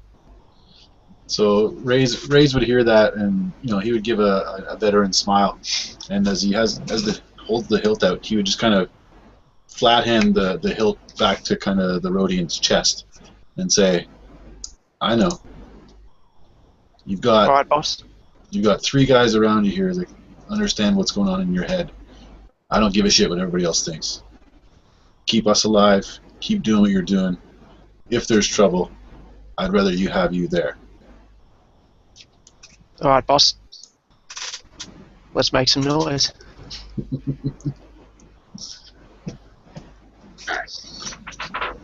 All right, cool. So you get another announcement over the speakers.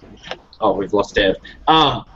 You get another announcement over the speakers calling you to the flight deck, and you kind of head down there and you see the engineers kind of you see them rushing in and out of like a small light freighter down in the internal hangars. And one of the grease monkeys on the floor just kind of he looks at you guys and like waves you over. So walking towards this guy, Raaze would look at Korto and at Capo, and kind of just give a little bit of a sigh, like, oh, man, I really wish they would stop announcing everything. I don't trust these guys enough to know exactly where we're going and what we're doing. Look at the way that somebody just walked into their base in their secret down there.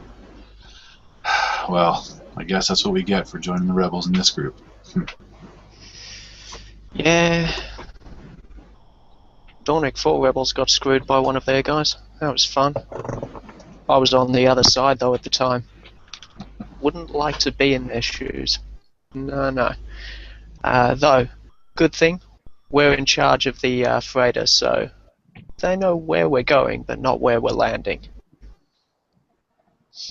And Raaze would nod to that and say, yep. So, take us in smooth, take us in fast.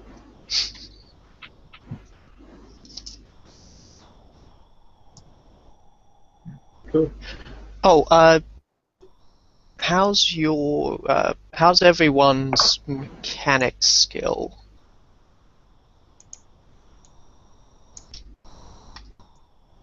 I'm just too green. for me. Dev, how's your mechanics skill? 3 green.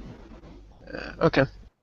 I may need your help with something before you go into the place. Sure. I've got an idea that involves a couple stolen swoops and a remote trigger as a distraction. Korto will just grin and say, sure, I'd love to help you out with that. Nice.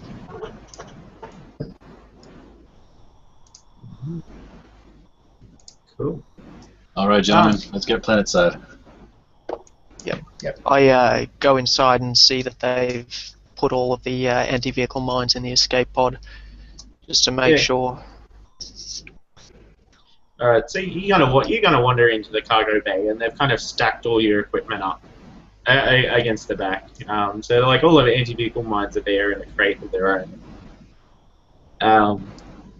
And like the guy that waved you on kind of follows you, and he goes, "Yeah, like maybe come up with a plausible story as to why you have explosives, just in case you get shaken down by customs." Is this a mining planet? He kind of like shrugs his head and he goes, "As far as I know, it's mostly smugglers, isn't it?" Then, there's customs guys on a smuggler's planet? That's the problem. And he goes, I'm just giving you a bit of a warning. If there's an Imperial presence there, it could be that they're screening it." if it's a smuggling moon, then everyone in the customs has got to be corrupt. Do we have a budget for bribes, anything like that? Yeah, good call. He goes, "Oh, that's a good point." He goes, "That's a good point. Did you talk to the commander?" Yeah, he no, we authorized should it. do that. Yeah. Didn't think of it then. All right. If you flip a destiny point, I'll give you 500 credits Okay. to cover stuff. Okay, Sounds good.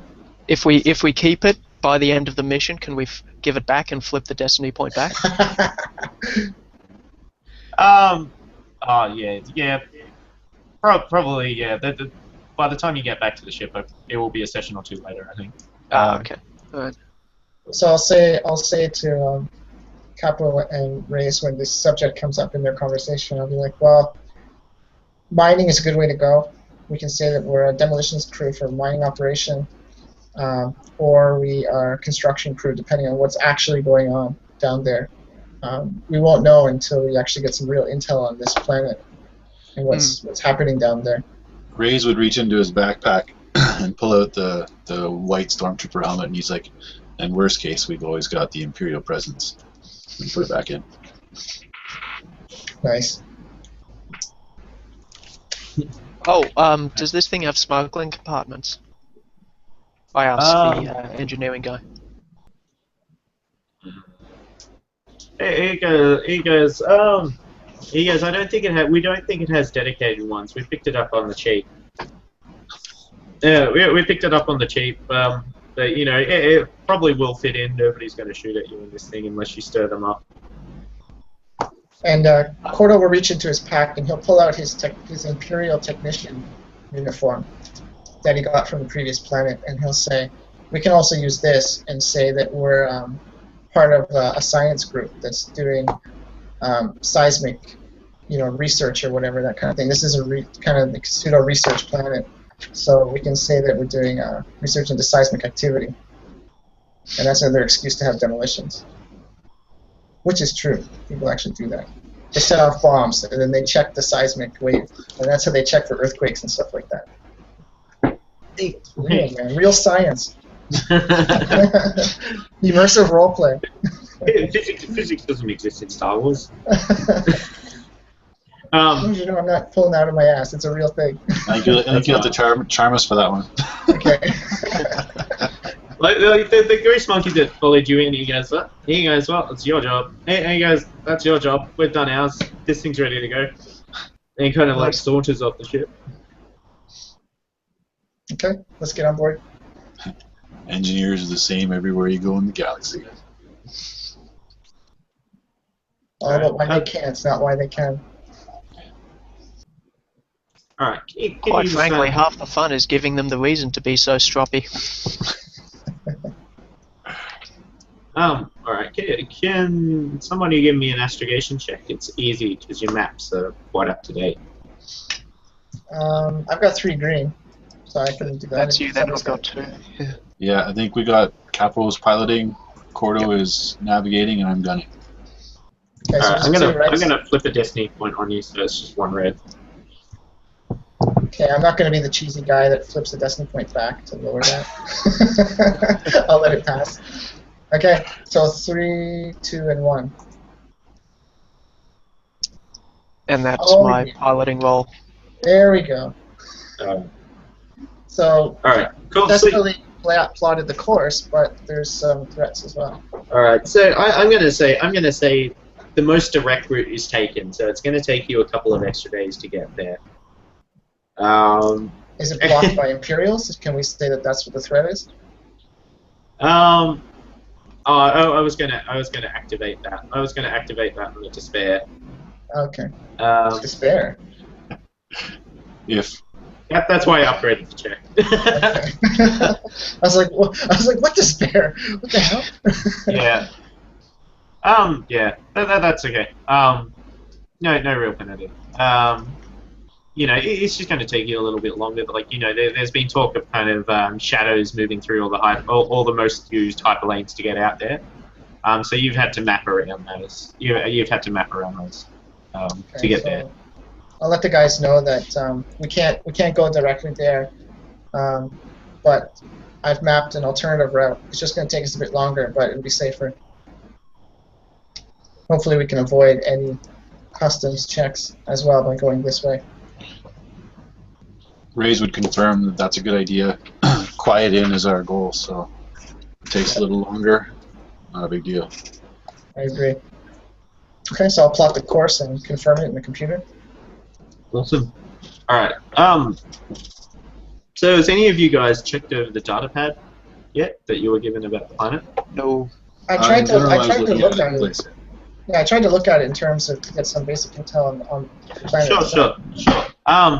Excellent. So you you go through the planet, and it kind of details, more of the it reads like a travel guide. So it's the barest of the bare. So you know that it's kind of a more it's kind of a planet filled with dust farms. Like, I mean, the people that are there, there's a lot of sustenance farming, and there's only a couple of larger scale operations that you can see, you know, small mining operations. But most of it's kind of smugglers, and people that want to keep off the radar. So what intel you do have is that there's a lot of ex-cons there that don't want to be found. It's Australia. Right. So ex-cons, meaning enemies of the Empire? Potentially. Also meaning people who don't want to be drawing Imperial attention to them. Yeah. Yeah. The The other side of that. Yeah, and people on the run from the huts and things like that. Okay. Alright. Cool. Cool. So yeah, you make your way to the planet. I mean, it takes you a bit longer than you would have expected. But you get there without too much problems. So part of the intelligence you mentioned that there's only really one major town on the planet, which is where everyone pulls up. Did I give it a name? I did not. Excellent. That was awesome of me.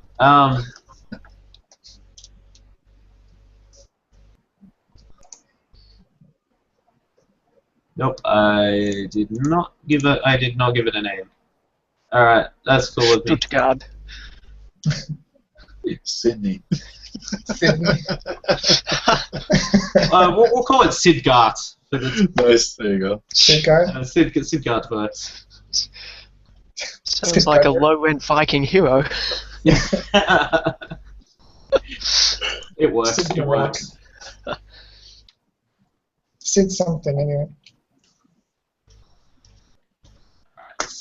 Okay. Alright, cool. On the flight there, that's taking a couple of days.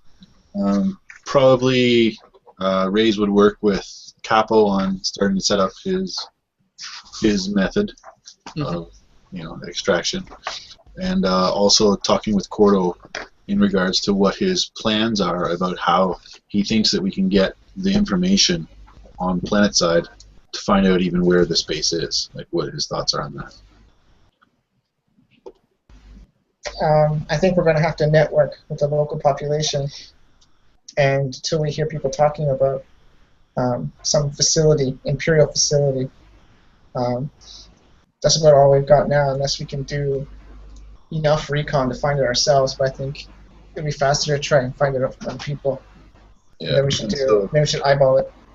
Raaze would kind of get his opinion on that too, like, and even talking with Capo as they're kind of sitting around the flight deck, being like, well, what do you think? Go with the underworld style, or since they got a lot of it there, or just find us an Imperial and see what he has to say.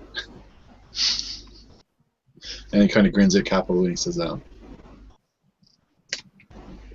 I didn't touch the guy. Didn't touch him once.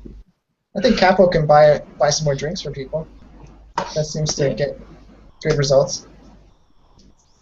Nobody says no to a free drink.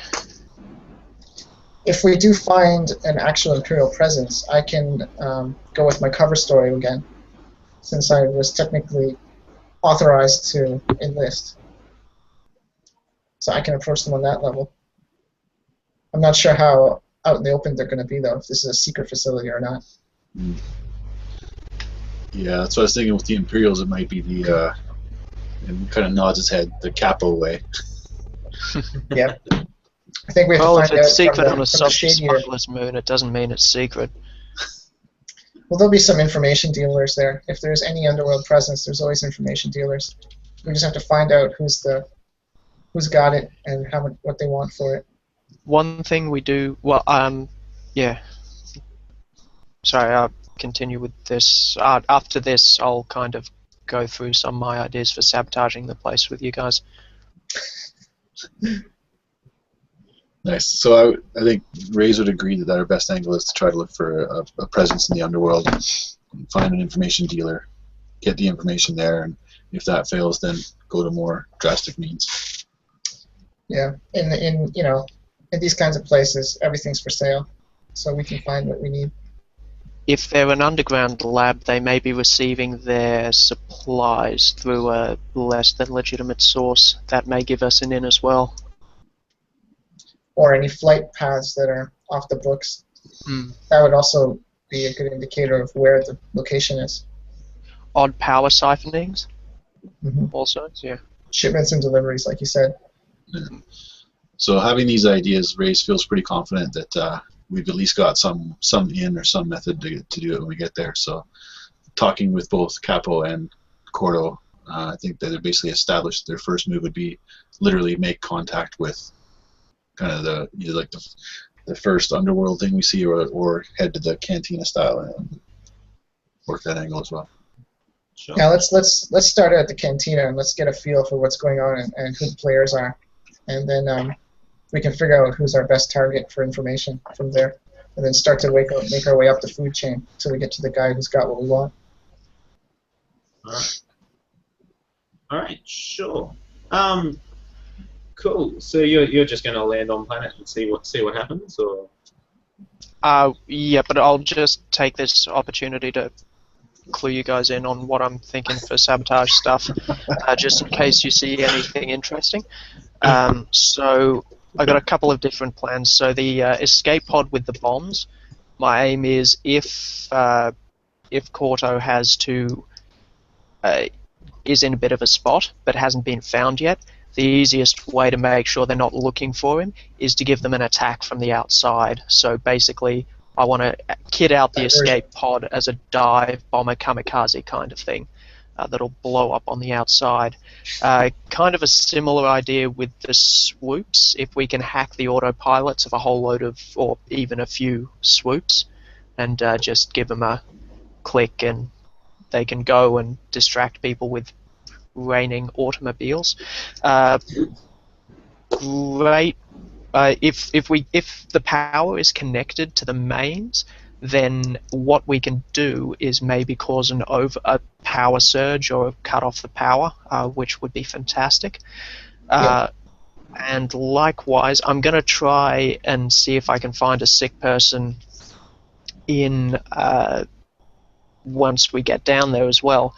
But if I can get a vial of something nice and virulent into Korto's hands, I reckon a plague of something nasty like cholera or gastro or something like that. Sexually transmitted fungus from the old planet. That doesn't I reckon that'd be a really good way to just screw with the function of the base after we leave without destroying it, which would probably be more in line with what Marek is wanting us to do, rather than blow the place up. Yeah, Raize is definitely on board with first and last. I just had an image of like Capo going into like this locked Imperial garden and just shitting in every single one of their crops. Now, Stephen, I do have a little class. I'd be holding a glass, a vial, and I'd just be walking along the buffet of the canteen. Okay, just pouring it out. Okay. Or the old dead body in the well.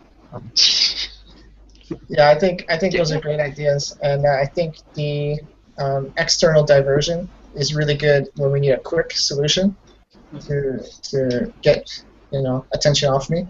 Yep. And the plague, the poisoning, is good for getting people to be out of sight, getting people to be in their quarters or get the place quarantined and have less people moving around, and that'll make it easier for me to get out as well. Well, speaking as if I could, it'll be nearly impossible, but if I can get my hands on the actual toxin, not the actual diseases, then it'll be an instant, oh my god, my insides kind of thing. But that'll be a hugely lucky break.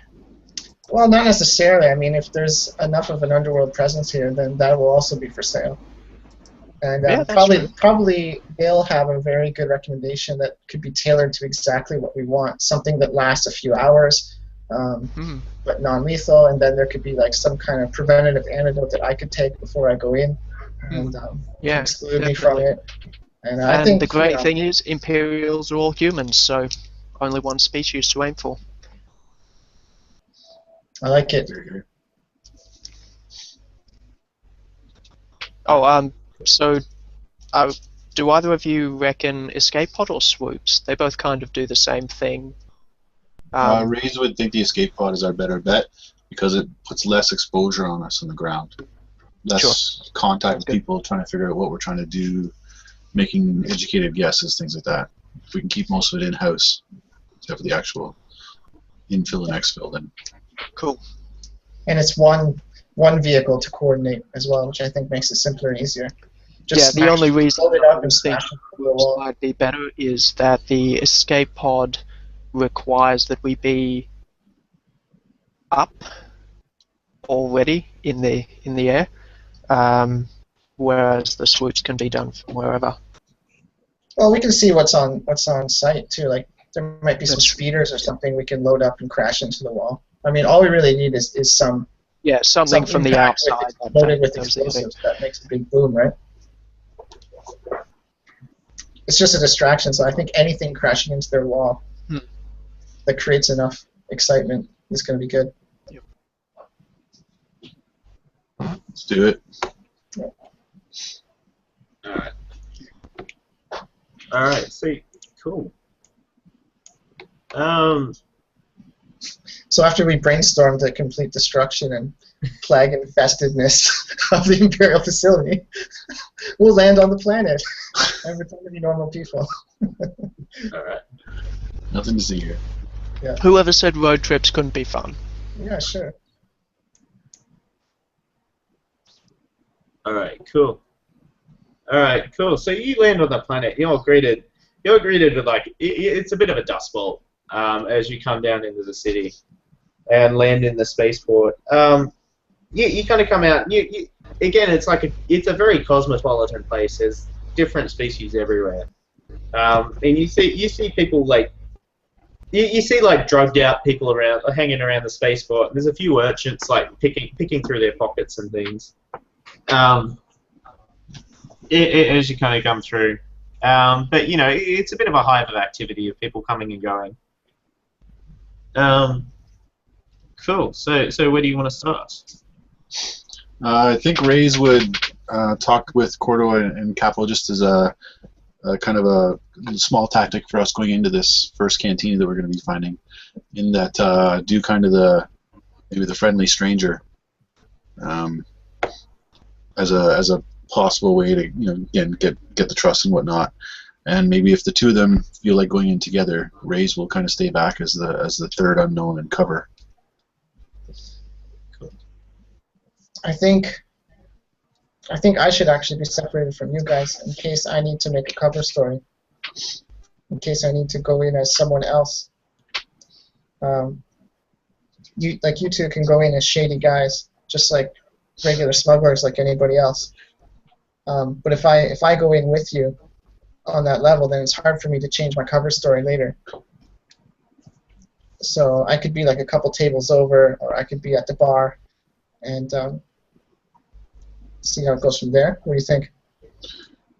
I actually like that, but I think I would modify it one further time in saying that maybe Raaze wouldn't go in at all, but he would leave the two of you in the bar to cover each other, whereas in the kind of same sense that he would stay outside and cover the exit kind of thing.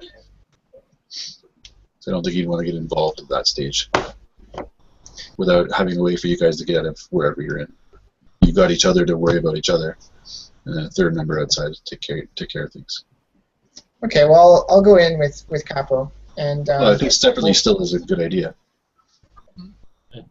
Well, I mean, we don't have to. We can just go in as a pair of smugglers. Like we can just say Capo and I are partners, and leave it up to that, and then just see how it goes based on the people we talk to. That's fair. If that's what you feel. I don't know.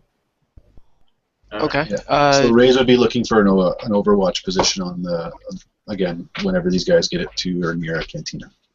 Like All right, essentially, we don't know anything, right? Yeah. Yeah, We're literally the walking in datapad blind. didn't have any contacts or smugglers who may be friendly to the rebellion. Any names at all?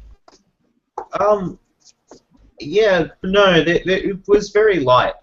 Just like, I mean, from what you could tell from a lot of what was happening, you're pretty sure they were putting all their eggs into the one basket before they Okay. were attacked. They were going for an all-out assault and kind of got caught. So they haven't really done a lot else in the sector. Yeah, it looks like this is more like we're the point of the spear here. Like we're getting the Yeah. intel for Yeah. them. You guys are the vanguard here. So I think Okay, we don't need to have an elaborate cover story or anything like that. I mean, this is just a den of scum and villainy, basically. So we can just go in and Yeah, just be there's like there's everybody different else. levels of scum and villainy. Capo being the lowest. Yeah, I'm pretty sure it goes like hive, den, hovel. Okay, how about this then? Why don't we do what we do best? Capo, you're a mercenary captain. Well, And, I was going to ask if I could use Streetwise to try and kind of peg out the type of cantina, which I might associate with kind of smugglers as opposed to gangsters, I guess. Information brokers as opposed to punks, gangers, that Sure. type of thing. Sure, yeah. Roll me a streetwise check. I'll give you a boost for this one. Okay. Standard just difficulty or yeah, standard. No.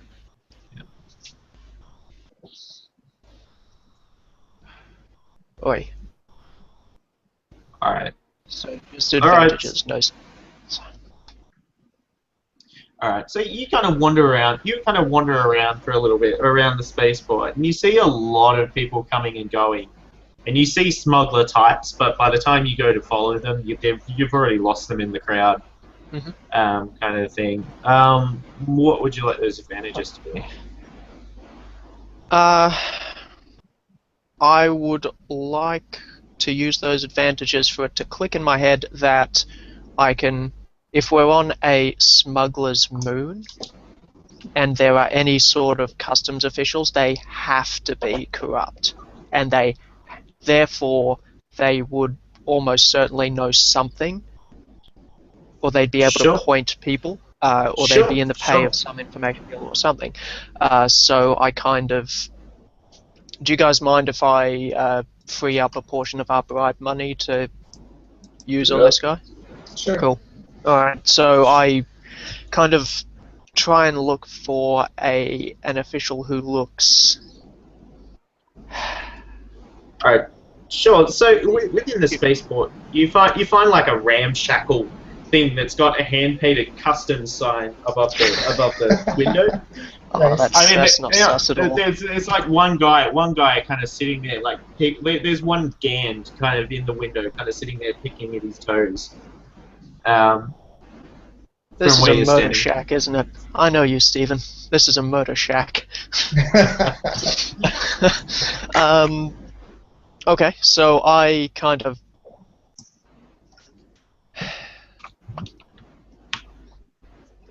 Do you guys mind if he sees you, or do you want me to... I think already that Raaze would be kind of stepping back, putting some space between you and him. As again, more of a cover. Like, we don't know anything about anything at this point, so safety first. And Korto's gonna want to be with you. I think it's the kind of place where people don't walk around by themselves, and we have to show strength as well. We have to show that we're on the same level with these guys. That's fair. We don't want to be the targets of someone else's payday. So I kind of saunter up, lean the other way so I can lean on the board and kind of go. I drop a little bag full of maybe 100 credits on the table, shield it with my arm against the passing people, and go, New in town. Looking for some information. He kind of looks at the pouch and he goes, "This Gand is very happy to file all your file all your reports and declarations promptly, sir." And kind of like sweeps the thing and he goes, "What kind of information are you requesting?" I need the broker's cantina, not the gangster's cantina. He kind of sits there, thinks for a second. He goes, This Gand enjoys hanging out at the Nexu post. You'll find it outside the spaceport if you follow the path down that way." Many thanks. If I This need human in anything this else, Rhodian thanks you. I may. Sorry? This human in this Rhodian thanks you. Yeah, he goes, "This Gand finds you very welcome." And he kind of like jingles the purse a little bit. And Rhodian Sparkler. Oh, God damn it. Oh, that would have been the perfect time for it, too. It's not the perfect time to blow things up as soon as we arrive. Well, now I have something we're to do leaving before I the leave. planet, that's the I perfect found my time to distraction. Couldn't resist. Alright, I don't head back to Raaze. I head round the corner and turn, and I make sure I'm in the view of the Gand as I do this. So you're going towards the cantina, right? I'm going towards the nearest street corner that is in a different direction to Raaze. And I'm just going to turn the corner and wait there for him. I mean, Korto's not even acknowledging Raaze is there to cover Raaze's position. Yeah, so I'm just walking off I'm sauntering off in a direction that happens to be. I would key the comm at that point and just as seeing you guys walk out, and it looks like you're happy with your result kind of thing, and then say, assuming mission is a go,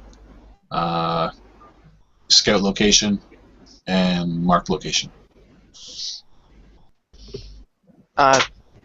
Wherever the place is. Alright, so you find... Alright, can you just roll me a perception check? Can I do it as well?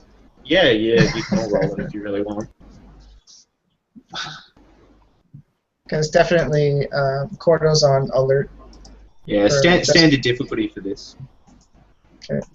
Actually, maybe with a setback, because you're sure as shit not expecting to find something. Well, there's a lot of people around too. Alright, there we go. Alright. Awesome, so Raaze and... I got 2 successes. Alright, all 3 of you. Awesome. Cool. Alright, so you kind of all look around and you realize all the shops around the place have like Nexu on them, either in the name or on the logo.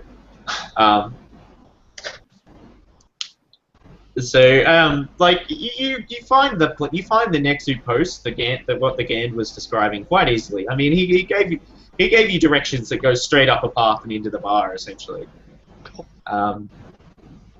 But yeah, like just that kind of, it's a bit quirky because like everything is Nexu here.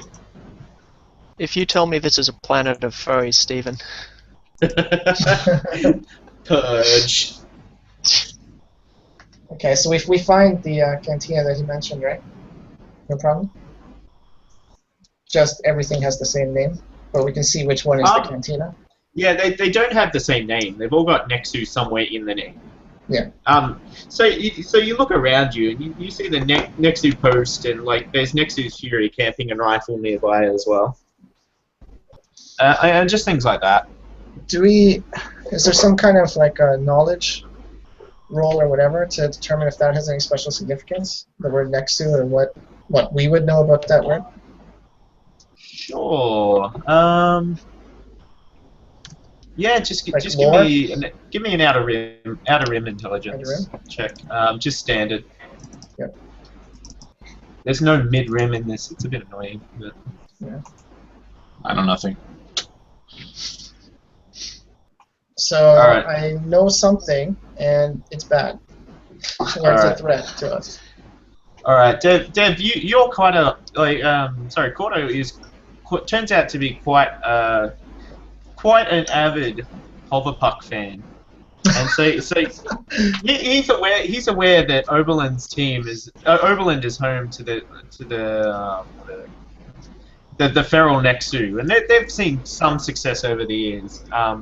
So this is kind of it looks like everyone's trying to cash in off the success of that Hoverpuck team.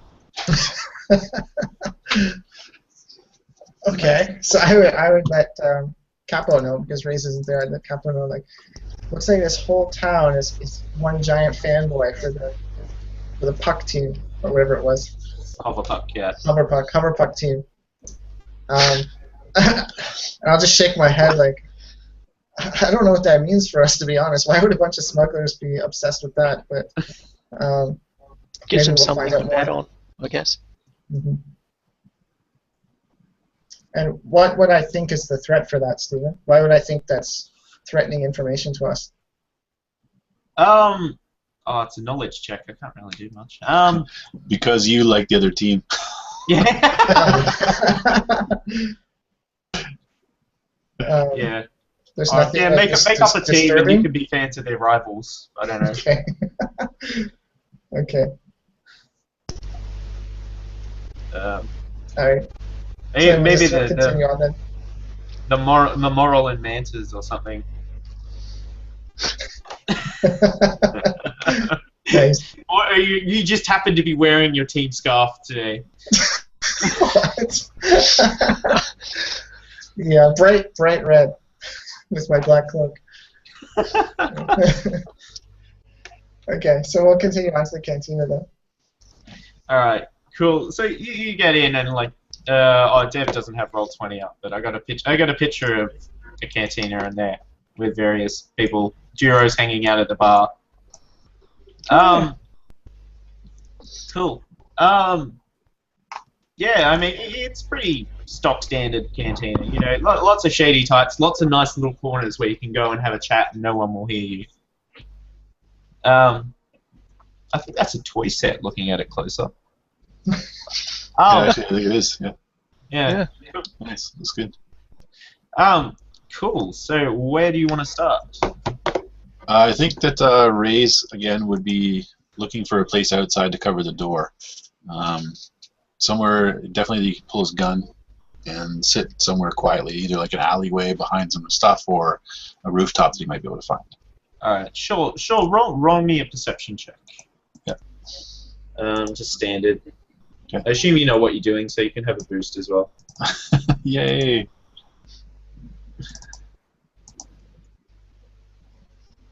Wow, came out a wash. Really? Oh Oh wow. Find anything? Yeah. Okay. Cool. All right. So in which All right, case, so- if I can't find anything, then I'll I'll attempt to at least be stealthy in my not finding anything. All right. So you just kind of push through the crowds. There's enough people going around that no one really pays any attention to you. All right. So I'll kind of circle the block.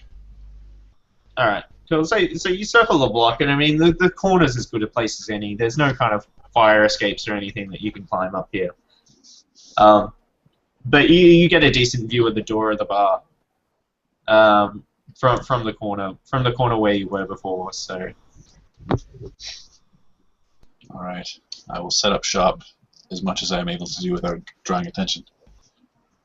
I'll follow Sure. Capo in. I'm going to key the comms so I'm listening and all the time. Sure.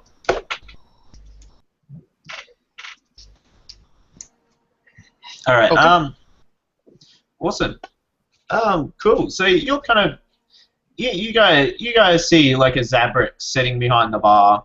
Yeah, sitting behind the bar, and he's keeping a watch out. But like all of a sudden you see like a rather large Gamorrean just like punch a Shadrafan in the face, and he goes, make sure you clean that up, and like goes back to serving at the bar. I grumble under my breath. If that bloody Gan sent me to the gangster's canteen, I'm gonna fucking roadie and sparkle him right to hell. Yeah, you don't see you see the hoverpuck game on a hollow screen behind the bar, but there's nothing like these people aren't wearing gang colours. These look like spaces and people that have just stepped off ships. Right. I'm just gonna say the Capo. I think they're all the same wherever we go. There's not gonna be much difference. There's always different sides of town. Always. But keep your lookout for anyone who's staying in one place and people are constantly going to them and away. And anyone who's paying too much attention to us. That'll be everyone. Yeah, sure. Yeah, Sure. once you get started, once you get warmed up, I'm sure it will be. Others grin at him.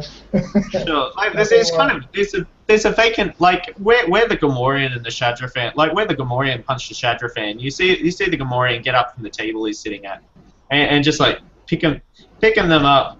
He just like picks up the Shadrafan and like throws him out the door, and just kind of like stares at the Shadrafan has just been knocked out cold, but the Gamorrean is sitting there staring at him. As he's thrown him out the door. Raize, you just see a Gamorrean throw like a small figure on the ground outside the bar. But there is a free table if you guys want to. Cool. And I'll say Yep. Capo, I'll say whatever. I'll say, do work your magic, and whatever happens, I'll have your back. No magic, Rook. Just a whole load of alcohol. I Raise go up magic. to the bar and order a drink for myself and Dev. Yep. And just kind of tip the bartender maybe, we'll say double the price of drinks and just say, you got a second, mate? And here goes for those credits, yes, and kind of like sweeps them into the till. Easy, alright. Look, new in town, looking for a bit of information. Know anyone who might be able to send me that way? He kind of like leans across the desk and he goes, "Mate, we see people come in and out of this place all the time. You're gonna have to be a little more specific." Local information dealers. And he kind of looks around and he goes, "Oh," he kind of points to the Toydarian and he goes, "Oh, Juno over there might be able to help you out." You gonna try and screw me to the wall? And he goes, "I'm not going to, but like." No, as in he. Sorry. As in he, the Toydarian. Sorry. No, he's a Zabrak. Sorry, like the bartender's a Zabrak. Yeah. No, I'm saying what I said was he's not going to screw me to the wall. As in he goes, the Toydarian isn't. He goes, probably not. He's usually pretty good on his word. He goes, he always pays his tab here, so we have no problem with him. You're right, mate. Cheers. And I kind of bring the drinks back over and tell Korto / Raize, though I assume Raize heard it through the comlink, drop the drink off and say, "You coming, or do you want me to handle this?" No, let's go make a Toydarian friend. Sounds good. I actually, one second, I go back up to the bar and grab another drink, and take that drink over with us to give to the Toydarian, and I kind of sit us both down and slide it over. Alright. Or with the Toydarian, or? Yeah. Yeah. Like he's like, I mean, if you like Lachlan, I know you'd get this analogy, but imagine grand final time. If you went in and bought a car, they would give you a massive, like 5 minutes after the bounce. If you went and bought a car, they'd give you great deals just to get you out, so they could keep watching the game. like so the Toydarian has his eyes glued on the screen, but he sees the drink sliding over and he goes, business, and he kind of like looks at you, goes back to the screen, and he's kind of like darting back and forth. Down, mate? And he goes, yes. He goes, I'm always free for credits. But he's kind of doing that, and he's still looking at the screen as he's kind of showing you the new seat. As he's when he's looking at the screen, I just wink at Korto and go. Korto will grin and give him a nod like, yep, go ahead. Looking for some info, mate. So, first off, looking for any Imperial presence on the planet. Hey, he goes, that might cost you a bit of money. He goes, knowledge ain't free. That's true. How much are we talking?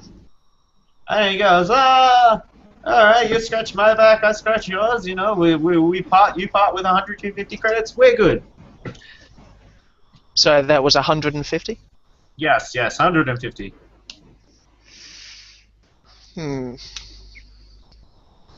While you're sitting there contemplating, like, he's still watching the screen.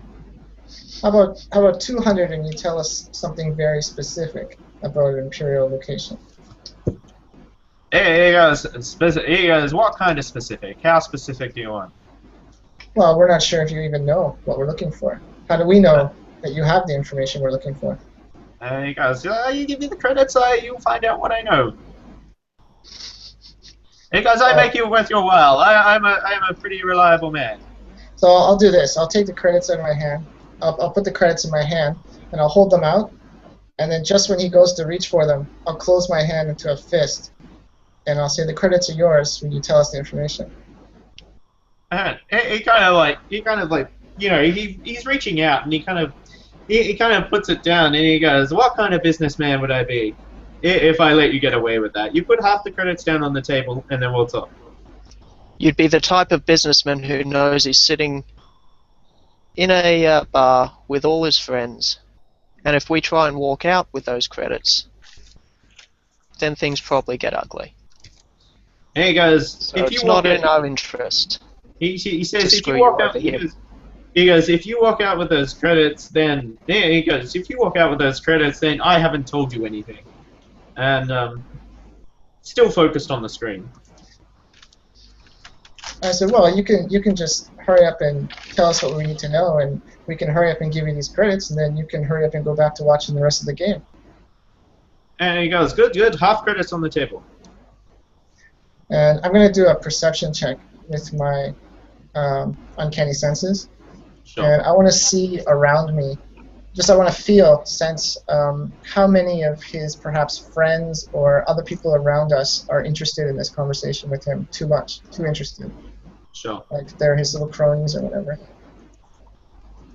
That's a 2? Yep. Okay. So I know exactly what's going on in this bar. I know who's who and what's what. Nice. So the bartender's kind of like giving you, he's trying to give you a disinterested glance, but he's looking too often. You know, he's kind of curious about what's going on, but he doesn't seem to be malicious. The bouncers are eyeing you off because you're sitting there talking to one of the regulars they know comes here to like sell his wares, kind of thing. And you know, interest from them. Yeah. For the most part, I mean, you haven't attracted any suspicion. But I know how many people are with him too as well. Like. Yeah, I mean, this guy seems to be there by himself, but he is getting, like, you can tell that other people are going to protect him if you jump in. Approximately how many? Yeah, like there's a couple of Gamorrean bouncers at the door. They're like, you know, they're paying you a little bit of attention because you're new in town and you're talking to one of their regulars. But they're not, like, they're kind of they're kind of interested in that we don't want our regulars to get killed. Kind of interested, not ready to like chop your arm off at a second's notice, kind of thing. No special interest. Yeah, no special interest. So. Okay, and nobody else is interested in us? Not in No, not at relationship this to point. him, but in us specifically? No, not in you specifically. You guys kind of blend in. Apart from your scarf, you all kind of blend in. You both kind of blend in at this point. Okay, I'll put. I'll turn to Capo and just under my breath I'll say bartender and bouncers, and then I'll put half the credits on the table and keep the other half in my hand still. Yeah. Now tell my Before friend what he wants to he know. reaches it, I slam my hand down on over the credits and go, "This deal is for everything, alright? We find out you've held anything back, that's a bad business move. We don't do repeat business with bad businessmen." He goes, I'm a reliable man. I am honorable man. I give you the information you pay for. Alright. He goes, I can't tell you what they're doing here, but I know you go due east. And he goes, none. Blah. Where are we? He says, you go. He says, you go due east, and you go past the Twi'lek farm out that way. You'll find the base further out there. And is it a military facility or a research facility? He says we don't see Imperials in uniform around here very often. So he goes, I personally am making a very big assumption here, but I think they're probably more research oriented. That's not 200 credits worth of information. What else you got? We're not paying 200 credits for an assumption. We're paying He says, what do you want to know? He goes, I told you the location. You told us a guess in a direction. He says, he goes, no, I give you. He goes, you have data pad. I'll draw it up. I'll draw it for you. We're interested in something more specific. And he goes, I'll give you exact coordinates. He goes, I know where it is. How about you throw some other stuff in there and we'll consider it a good business deal. How many people are there? What's the population of that facility? He goes, again, I don't know what the purpose of the base is. So how many people are there? He goes, again, we don't see people in uniform. What about this guy supplies? You've got to have people, I don't know, odd convoys, odd siphoning of power. He kind of sits there and thinks for a second. He goes, you see a couple of Lambda shuttles now and then. Got any schematics for the power supply / sewage systems? He goes, hey. He goes, hey, you want to know Hunt's favorite fetish porn? I can just sell that to you. Imperial knowledge. He goes, Imperial knowledge. Those guys keep to themselves. It doesn't get out. I just asked for some municipal plans there, buddy. If you can't get municipal plans that I can get from the city hall in any developed city for free, so long as I'm willing to wait about, I don't know, a couple of days for them to do the paperwork. And I'll turn to Capo and say, he goes, what do you want? Wasting our time. He says, why would they put plans for a secret Imperial base in the municipal archives? They don't need to put plans. For that, they just need to say have, I don't know, abandoned mine, terminating roads, fenced off private property, no fly zones. That'd be nice to know. No fly zones. Topographical maps of the general area. He goes, I'll give you coordinates. Surely your ship's HoloNet. Surely if you get on the HoloNet, you'll be able to find the topographical data you need. So you don't have it, but you think the HoloNet has it. He goes, I can't. I'll give you the coordinates. He goes, based on what I've heard, based on my connections, from what I've heard, I know where the base is. Where he goes, to maybe a couple of kilometers. In exchange for the other 100, because really you have told us relatively little for 200 ultimately. He says, "You give me 50, we're good." I'll give you a. He goes, I'll "You give bought me a drink. You're a good man." I'll give you the full 100 if you can give me the name of anyone who's been flashing, anyone who's known to supply Imperials or has been flashing big money recently, and no one knows quite where they've got it. Or who's been to the facility for maintenance or anything else like that, deliveries, shipments. He goes, "Well, there is another bar that's run by a human. You might have better luck there."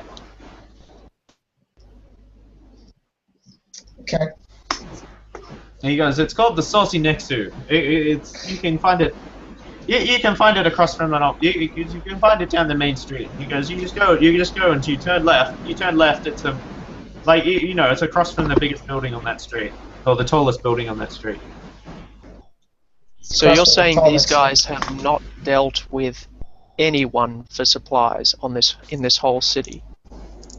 And he goes, "Not that we're aware." And I'll turn to Capo. So if they're doing supply runs, they're going around the other side of the planet to get to hyperspace. They're not coming through the spaceport. Okay. And I'll say, I'll look at the credits in my hand and I'll turn to Capo and say, how much do you think this information's worth? Should we verify it before we give the other half to him?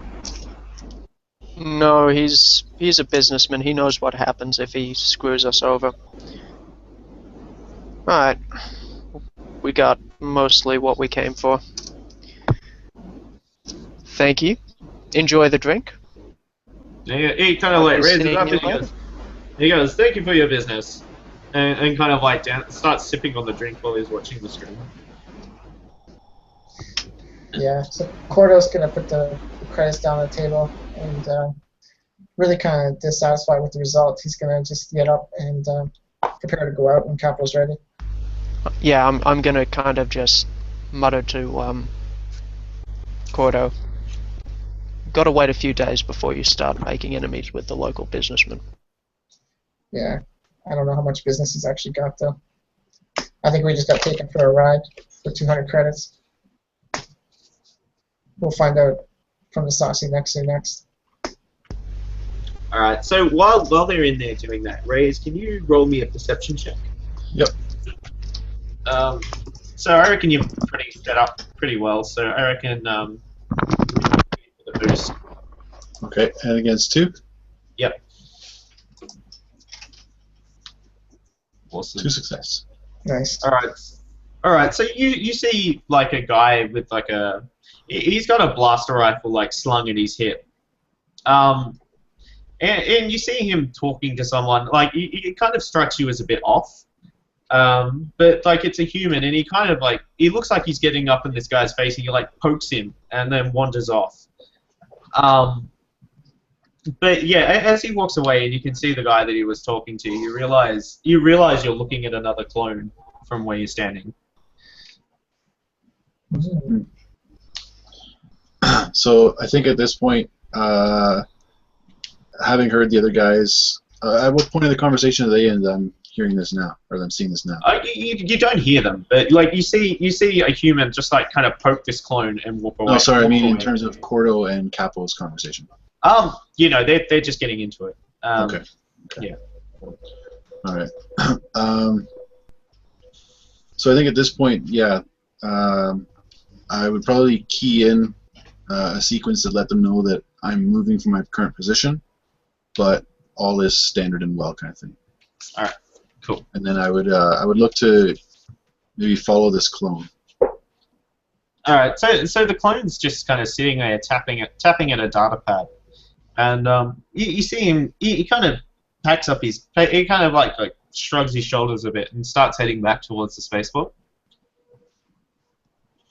Out of character, just to verify, he looks exactly like Raaze.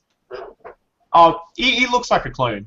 Raaze is a clone too, right? Yeah. The clones, they do their hair differently. They have different battle scars and things like that. So, you can tell he's got the clone look going on. Yeah. Do I recognize him at all, just out of curiosity? Probably not. No. All right. Again, I'll key in following, and then give kind of a code for the direction I'm moving in. Probably at least Capo would know the meaning of the code. I'm not sure if Korto would or not. All right. Cool. So you guys, by this point, you guys are kind of set after talking to the Toydarian.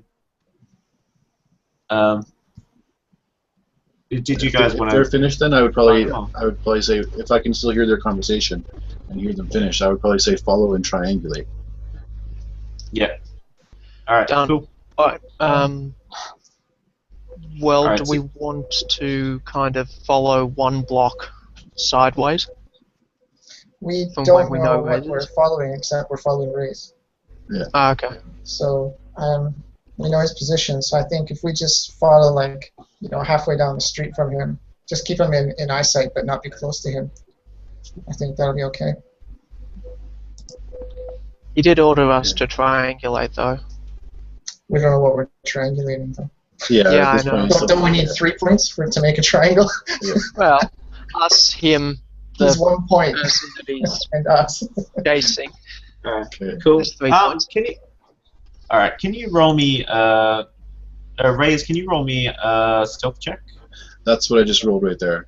A success and a threat. Awesome. Cool. Cool. So he's kind of pushing through the crowd, but he's not. He doesn't look like he's rushing. He's just kind of casually wandering back to the spaceport. Okay, so cool. at this point, then, if I can, if I know that they're at a conversation, they've heard the message to follow. If I'm far enough away that I'm not going to look or cause any concern doing so, I would relay the information that I've made contact with an Imperial clone, and that I am following him towards the spaceport. And I would give them kind of as much local knowledge as I have at this point, just to be able to, again, try to flank and circle. Yeah, he's not in any kind of Imperial armor. He's got like a trench coat on, like a duster. Yeah. Yeah. So I'll just radio back and say, give us a description, and then we'll find out. I chuckle and I say, it's me without the scars. And wearing a trench coat. Yeah, I'm wearing a trench coat. Anything on underneath the trench coat, Sarge? Okay. The tag, I can see is Burberry. So we'll basically split a little bit now, Capo and I, so that we can do the triangulation. Like, we'll just kind of like try to generally flank around this guy. Sounds good. Do you want to take right, I'll take left, and we just kind of go one block each way and then head so we can, cool. Yeah, I'm not going to be stealthy. I'm just going to act like a normal citizen or a normal person in this place, just confidently walking down the road like everybody else. But I'm going to be actively perceiving to try to find the guy. Ditto. Alright, cool. So, Raaze, as you're wandering along, you see the clone just kind of stop next to a Z95 and kind of pop the hood and kind of jump in, like fiddle around for a bit with something on the floor, and then get back out and start walking away again. Okay, I would relay that information to the others, and then as I think I would call Capo to come with me, and then send Korto to follow. Okay, and we're going to follow the guy. We're going to investigate what he was doing in the ship. So I'm going to keep perceiving until I find the guy, and then I'm going to follow him after that. All right. And I will be in stealth mode after that. When I do find him and follow him. Sure. Just roll me a perception check. Sure. Yeah. He's not being very stealthy, so just 2 purple. Yeah. I'm trying to be like casual and normal too, not attract any special attention. Sure. Capo, what are you doing at this point? Bam! I know exactly where this guy is. And I know what's under the trench coat. Unfortunately. Unfortunately, yeah. Yeah. Like, wow, he is exactly just like you, Raaze. Wait a minute. He's got a really big gun. He's got a really big gun. Yeah. No, he's got, like, you kind of reach out with your senses, and like you find the guy, and he's just kind of wandering. Like he's he's got somewhere to be. Is what you're getting off him. Cool. Yep. So I'm just gonna keep following him then, and try not to attract his attention. Sure. Capo and Raize. Yeah, let's check out this Z95. Yeah. Yeah, let's check out the Z95. I'm thinking one of us. I say to Capo, I think one of us does look out and the other one has a look. What do you think?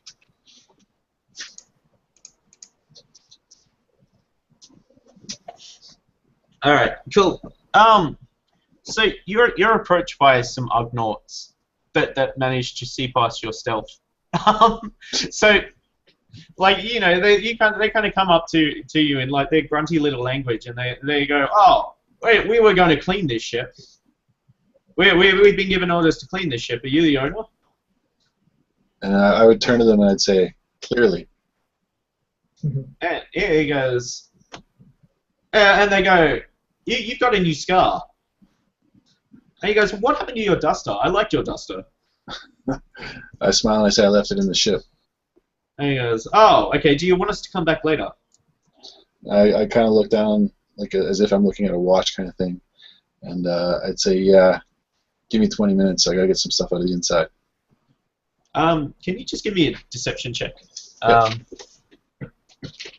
Cool. And you can have a boost because you look like the guy. I think I've seen you before. 2 success, 2 advantage. All right. They go, "Yes, sir." They go, "Yes, sir," and they kind of like take their buckets back to the over to the next. Advantage, if I can say that, I would say that the advantage would be is that they basically forget that they saw me. Sure. All right. Cool. So cool. You go to pop the hood on the Z95, but he's got it locked. I look to Capo and say, "Think we can get this open? Fairly quick, fairly quiet." No, I think you're muted. You need your mic. Your mic's off.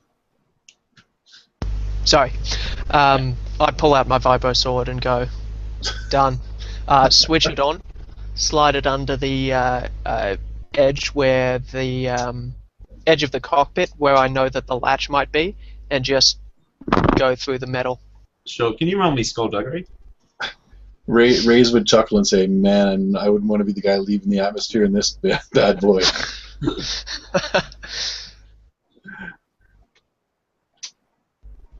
Alright, so you succeed in cutting the seals on his cockpit, but when you hit the latch, it kind of catches and doesn't go anywhere. What would you like the advantage to be?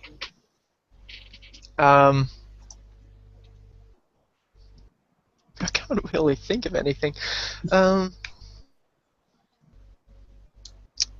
That the damage done to the seals is wide enough to get your hand in, so you can manually jiggle the latch, I guess, if you'll allow that. No, I don't think I'll allow that one. Okay, that's the only thing I can think of for the advantage. You kind of like cutting through the seals and moving ahead to where the latch is. Yeah. So I think it's kind of a thin thing sure. to get through anyway. So it's a bit difficult to justify that.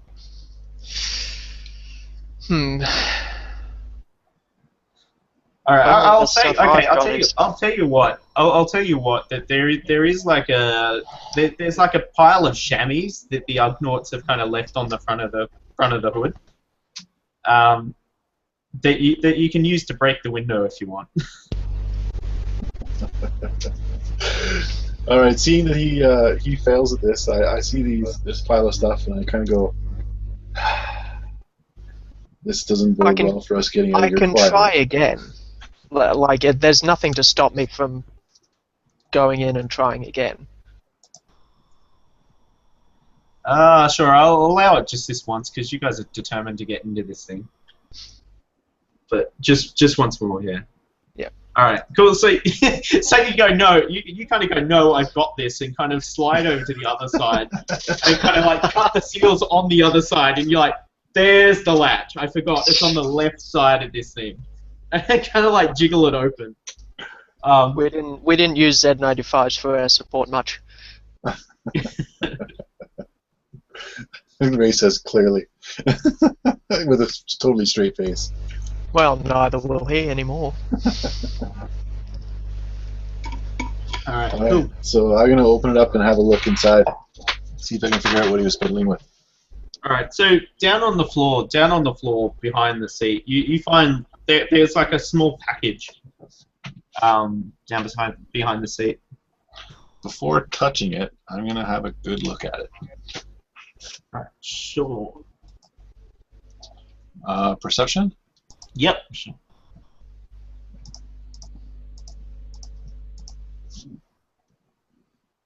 Oh. Success and a triumph. Alright, cool. So I'll tell you what it is, and then if you want something small, want to find something small, we'll figure that out. You can steal something from his ship. Cool. So this package, you kind of have a good look at it, and you kind of use the butt of your gun just to kind of like turn it over a bit, and you kind of hear rattling inside. So it's a box of something. That's about all you can tell from the outside of this package. Okay, okay. And that was a perception. Okay. Yeah, so I think what I'd like to do is I would like to be, as I'm kind of looking around at the box, a light kind of catches my attention, and I look over at the light, and I see that it's basically the nav computer has shown where it's been, like its whole flight kind of plan and path for like the last X number of whatever, and so I would connect the data pad to that really quickly and have it download all the flight information so I know where this Z95 has been in the past, kind of thing. All right, awesome. You can see this guy got it on sale at Toshi Station on Tatooine, and he's kind of been going back and forth between here and Nar Shaddaa a lot. So I don't notice it as being an actual, like, the routes don't jump out at me as being Imperial, like, directly. No, like occasionally you'll see jumps to like Coruscant and Corellia and stuff, but I mean they're kind of a rarity. It's more kind of outer rim, and it looks. You're pretty sure it even seems to go around Imperial blockades. Those first two locations were hut locations. He's been visiting huts. Yeah. So I would look over at Capo at this point and say, well, we got a jiggly box. Shall we open it? It's not Looks ticking, like is it? Yeah, it's not currently ticking or vibrating at this point. And Raaze would look up at Capo and kind of say like, well, rebels hate a coward. Hand it to an ungut to open. Is that why so many of them are dead? And he chuckles and says, "That's certainly true. That is certainly true." Korto, you kind of follow him through, and you see him go back into the Nexu post. The bar? Yeah, the bar. Okay.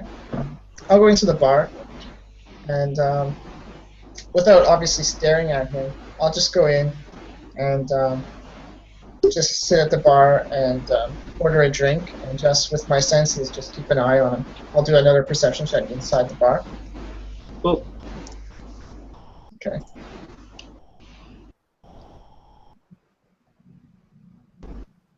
Okay, so I know where he is, and I learned something advantageous from it. All right, so yeah, you see him. He's already. By the time you get there, he's already got a drink, and he's found a seat. Found a seat somewhere in the middle of the room. So you can, even from just that, you can tell that he's not overly worried about what's going on here. Otherwise, he'd be sitting with his back against the wall, watching the whole room. Mm-hmm. But he seems quite relaxed here. What could you learn from the advantages? All right, so you notice the Toydarian you were talking to before seems to be in quite a quite a kind of heated argument with like she's kind of like a black human female sitting in the corner, and she's got kind of an elaborate headdress on. And they seem to be arguing over the finer points of Hoverpuck from where you're standing. And is my mark engaged in this conversation? The clone? He seems to be watching it with amusement. He's not engaged, but he's not watching the game right now. He's watching them argue. I'm very interested in if the Toydarian has noticed this guy with any special interest. No, he's very wrapped up. He's very wrapped up. He is sure if the Hoverpuck bounces more than 3 times off the one hit, then it is like an indirect penalty. You know. Okay. Is this guy sitting alone, and is there an extra seat wherever he is? Yeah, sure. Like he's sitting alone at a table. Okay, I'll go over and approach him. Alright, sure. Like he notices you coming over. He kind of goes, "Yes, can I help you?" I just said, "How you doing there, friend? And enjoying the game?" He says, "Oh, that's not really my thing. I'm just here for a drink." Oh yeah, me too. I'm just new in town and just hanging out. Just arrived today. You mind if I join you and buy you a drink? He goes, "Well, freer here than in the core worlds. Sit, have a seat." Much obliged. So I'll sit down and I'll leave over a drink for him. Whatever he's drinking, I'll order another one. Alright, so like yeah, he kind of deliberately orders off the top shelf. Since you're offering to pay. So like they bring over like two highball glasses of like Carillion whiskey and put it on the table in front of you. And I'll say, "Oh man, after my own taste, you chose well." Hey, he goes, "Oh yeah, you used to drink it all the time back when I was in service. Back when I was in the service." Yeah, speaking of that, you know, I was actually hoping to. I guess he's talking about the Imperial service, so I'm going to say I was actually going to enlist at one point as a technician. Here you go, mate. As someone that was brought up in a military family, I can tell you that it's not all it's cracked up to be. Yeah, but it's steady work, you know. That's you go, steady work doesn't matter. You go, steady work doesn't matter. You sacrifice every bit of freedom you have. You want my advice? If you got any combat talent at all, you will put yourself out there as a mercenary. Pays much better, and you can do whatever the hell you want. Oh, that's good advice. What stops you from doing that? Yeah, here he goes. Here he goes. Oh, he says I don't. Is that because he's saying he is a mercenary? He just kind of like looks at you for a little bit and just like takes a sip out of the glass. And he's like, and I'll say, "Well, in any case, I am looking for some work, and I'll be here for a while till I can find something that pays the bills, so to speak. You got any tips or leads on anything I can do?" Hey, he kind of like looks around and he goes, "Well, you can make your own work here, essentially. I mean, there's plenty of people that need things moved. I mean, if you're good at finding things out, you can do what Juno does and sell it on." Yeah, he goes, and Vazan's usually looking for people to take, like, find goods that fall off the back of a truck. And yeah, that's all like fine and good. It's a bit small time though, you know. Give and take here and there, up and down. What do you have going on? What's your operation here? He kind of goes, you know, client. He goes, client privacy and all that. And he goes, but you know, I give a bit of firepower where it's needed. Okay. Out of character, I'm thinking this is not really much of a lead for us at the moment. So. All we know is he's just some kind of mercenary, arms dealer, who happens to be a clone. So, whose ship we've trashed. Yeah. I'm also buying you guys more time to figure out what's going on with this ship. So, Okay, well, at this point, like, I don't see anything, like, that's directly relatable. It's usable information, but it's not directly related to our mission yet, so to speak. So, and I can't think of any tie-in for how I can lead the conversation to the Imperial facility if he's a mercenary, arms dealer, or anything like that. He wouldn't have much of a connection with that. So, okay, unless anybody jumps on my comm with anything, then I'm probably just going to wrap up the conversation, just shoot the shit with him for a while, and then buy him, finish the bottle with him, and then let him go on his way, and I'll go on my way. Sure. Capo and Raaze, you are presented with this package, and they're now completely fucked shit. How would you like to proceed? The Ugnaughts were coming to fix it, so yeah, they're gonna be here soon. So let's open the package. Yep. All right, cool. So you kind of like pull the packaging off, and it's kind of like it's like a decorative box. It's like a decorative wooden box that's been nicely stained, and like there's no visible patterns on it, but the workmanship is quite high. Okay, you can tell it's very. Seeing that, and before I open it, I'm gonna double check the kind of side of the ship, make sure there's no like black sun logo or anything like that. Yeah, there's no discernible logo on it. Okay, just personal property of Jabba the Hutt. Yeah. You see like there's like a there's kind of like a naked Twi'lek down the side. Mm-hmm. But there's nothing kind of identifying it as part of the game there. All right, that's good news. Open the box. All right, so you find facing Capo. you like facing Capo, and Capo, you look down at the box and you realize there's a thermal detonator rolling around it. Oh. The second that I kind of peek one. The second that I see that, I say, I yell, "Fire in the hole!" and dive off the side of the ship. All right, can you roll me a coordination check? So, That's awesome. Him or me, or both. Like just easy because you yelled and then dived. Thank you. Oh no, that's shit. Shit, that is actually something that Capo wouldn't do. Darn you, Dev. It's reminding me of the specifics of my character. It's not activated. It's not activated. It's just it's just the thermal detonator. Oh. I was thinking it looks more like Come Christmas on, when you're like fire in the hole. That's what I thought as well, because I saw Ryan like grin, and then I saw Lachlan panic. Yeah. I genuinely thought you meant it was opening towards me, and there was just a countdown going down. No. It is a thermal detonator. Oh, okay. So again, I guess I'll instead of screaming and taking cover, I'll say, "Boss, your family keeps some weird keepsakes." I kind of grin and say, "You should see what I took with me when I left." So it's like four types of STDs and sexually transmitted fungus. That's why I stay away from back then.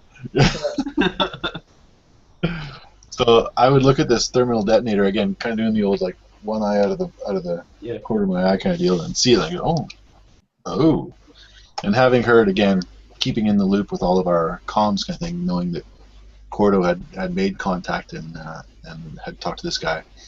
I would get the sense that he's kind of similar to myself in that he's gotten out of the service and made his own way in the galaxy kind of thing, but he's taking the kind of a little darker road kind of deal without the conscience involved. And so seeing this thermal detonator, I would close the box and go, hand it over to Capo and say, "It looks like we got a new plan B." Plan. Not seeing where you're going with this, but okay. Yeah. Much I'd easier say, to carry the thermal detonator than it is an anti-vehicle mine. Yeah, that's basically where. Yeah, Yeah. this might be a little simpler for Korto to have a self-extraction tool. Maybe we can give it to him. he can, and I'll give the grin and be like, that would be one hell of a Rhodian sparkler, I tell you.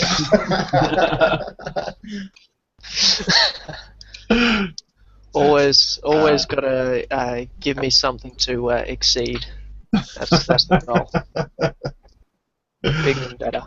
Nice. So I would take a look around the ship here while we're there too, just looking to see if there is any actual, like, again, does he have any further Imperial stuff? Like, does he have a set of Stormtrooper armor there, or is there?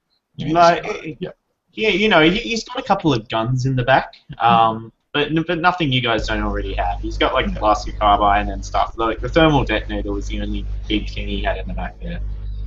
But he's got like little mementos and like trinkets, and there's like a Stormtrooper bobblehead on the front of his cockpit. Nice. We've all got one. Came with the helmet. Nice. Is there any identification thing in terms of, like, do I find anything that identifies him as, like, who he is, his name, his designation, anything like that? Probably not in this ship, no. Yeah, okay. So, in hearing the conversation between him and Korto, it would kind of seem to raise that perhaps he's got some kind of local contact, or like he definitely doesn't seem to be like like it's not his first time here kind of thing. So I guess the last thing that Raaze would do as they're getting out of the ship and kind of moving along is he would come in to Korto and and say, give me a name, and that's all he would say about that. Just a quick comment. Okay, so when Korto hears this, he's still just he was in the meantime he's having some drinks and chatting with this guy, watching the game, whatever. And when it comes time to wrap things up, he'd say, let's see. Okay, so he's going to say, I'm handy with computers, and I'm handy with a blade, and if you ever need any, if you need another man on a job or you need any help with anything, I'll be around for a few days. The name's Kevlin, and I'll hold up my hand for him to shake. And he takes your hand and he goes, people call me Plod. Plod? Plod. Plod? Okay. Yeah. Okay, I'll say, well, nice to meet you, Plod. Again, let me know if you need any special skills for anything. And he goes, I think I'm pretty right. I'll be shipping out in a couple of days. Got something to do. But he goes, I'll keep you in mind if I see anything come up. Fair enough. Enjoy the game and the rest of the drink. And then he goes, I'll enjoy the game. And he like points over to the Toydarian, and Toydarian again, who's now kind of getting really animated and like waving his arms around in the corner with this human female. Mm-hmm. And I'll just be like, Toydarians, the same everywhere you go. And then I'll exit. Alright, cool. And rendezvous back with Raaze and Capo. Alright, so you rendezvous without too much trouble. Cool. Did you guys want to call it a session there, or did you want to keep going? That's up to you. It's later for you guys. What time is it? It's like 12:15 for you, yeah. I'm happy to go to one if people want to. Sure. Otherwise, Sure. it's all good. I'm fine with that. How about you two? Sure, it's fine. I'm fine. Yeah. Sure. So I'd let Raaze know. Plod was his name, and I just again, like, even though they heard the conversation, I just recap it. He's basically ex-military, ex-navy, and he seems to be mercenary underworld right now. Yeah, I would nod at that and say, well, it looks like we might have at the very least another cover. And say I was hoping. Yeah, I was hoping there was going to be an Imperial connection. We could have just taken him out, and that could have been our end. But we'll have to keep searching. What about this other place you guys? Something Nexu. Saucy Nexu. Everything's a Nexu here. They gave us the info on another information broker, human this time. Said he might know something more. Sorry, what did you call yourself? What did you name yourself to him? Was it Kaplan? Kevlin. Kevlin. Right. Capo would have been pretty funny. I'm Capo. Capo. My name's Capo. Call me Akban. Hey, Capo. Yeah, Tom Cullen. Yeah. Hey. Now, Stephen, let's keep factual stories out of this. That was a good night. Cool. What happens off camera stays off camera. Yeah. It's a good story. Anyway, moving on. So where are you guys heading next? To the Saucy Nexu?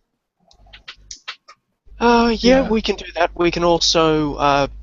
He did also suggest checking the HoloNet for info, which would be relatively easy to check for kind of the more banal type of stuff that would indicate a hidden base. You know, blanked out flight areas, that sort of thing. Yeah, let's check out some data networks. Let's not do it on the Z95. Let's do it elsewhere. Let's search for some awful things on his Z95. Alright, so you doing it on the HoloNet, or? Yeah, back at the ship, I guess. Yeah, we can do it on our ship. Sure, just someone roll me a quick knowledge check, or a quick computers check. It's up to you guys which one you want to use. I'm pretty good at computers. I'm yellow and 2 green. Anybody else? Not even close. Okay. Yeah, I pretty much figured I'd have to specialize in that. Okay, two purple, Steven? Yeah. Okay. 3 advantages. So I didn't find anything related to the... Alright, so I reckon, like... Yeah, so you get the minute you log onto the HoloNet, you're presented with an ad, and like you look at, you're like, oh, for fuck's sake, you know, and you look it down at the thing and it says it's going for 20 minutes, 20 minutes, and it gets in your way. You can't do anything to skip it, but it's for Crazy Joe's Mount and Toe. And it's got this like really stupid jingle with this kind of crazy looking old guy that just sits there talking about his mounts and like pointing out the window and like grabbing the camera to like show you out the window and then pointing it back at himself. He just kind of babbles. He's just kind of babbling on incoherently, and every so often he'll get back into the jingle and start dancing. And so like all the time you were going to look for something useful, you just see this dickhead on your screen. You're like, man, this ship needs some ad blocker. we need a slicer. We need a proper slicer in here. Looking over Korto's shoulder, I'd say, well, at least we know how to get land transport. Yep. Depending how far away this place is. But I do find out 3 advantages, though. What would be something useful I can find out on the HoloNets? All right. Okay. I'll tell you what. You find the family. You find the family that runs the kind of closest property to where like you see to the edge of their thing, and the municipal records don't list anyone as owning anything out past that. So that's out to the east, as the Toydarian said. But you realize, like, you look up the family and you notice that there are registered shopkeepers in town as well from this family. Okay. So I'll let the other guys know that there's some farms and ranches or estates out there nearby the location that are owned by shopkeepers in the town. We could approach them and try to ask them indirectly for information about what's in their backyard, so to speak. Yeah, so our little confab here, basically we have to choose between, we want to go for the human on the more direct Imperial method, or we want to go with these more subtle approach. Steven, when I look in the computer too, can I see how easy it is for us to generally just get out there? Like if there's roads or trails, or if it's just there's out back or what? there's like access roads where you could get a speeder or hire one of Crazy Joe's reasonably priced mounts to get out there. Uh-huh. But Mhm. it's going to be a long day, no matter how you choose to get out there. Yeah, that was going to be my next question. Like, how far basically is out there? Like about a day? Yeah. You think? Yeah, it's a good day's travel. Let's take a Z95. So. Yeah, I'm thinking, guys, like I'll say to the others, why don't we just go check this place out ourselves? We know where it is. Let's go there and eyeball it and see what's there. Do some recon. It's a fair assessment. They may have the place under surveillance if it's the closest property. That's my only concern. I'm thinking like let's go to the actual facility. Oh. And let's recon the facility. We know where it is. Yeah, easy, done, cool, like it. Let's just go there and see what's there, right? We don't have to waste time talking to people and blowing our cover. Raaze has a little bit of a bad feeling about this, but he's going to go along with it, knowing that Korto's our infiltration guy. I'm thinking travel by day and arrive at nightfall. Approach the facility at darkness. Do some recon, just simple recon, just to scout a wide perimeter, verify the existence of the facility.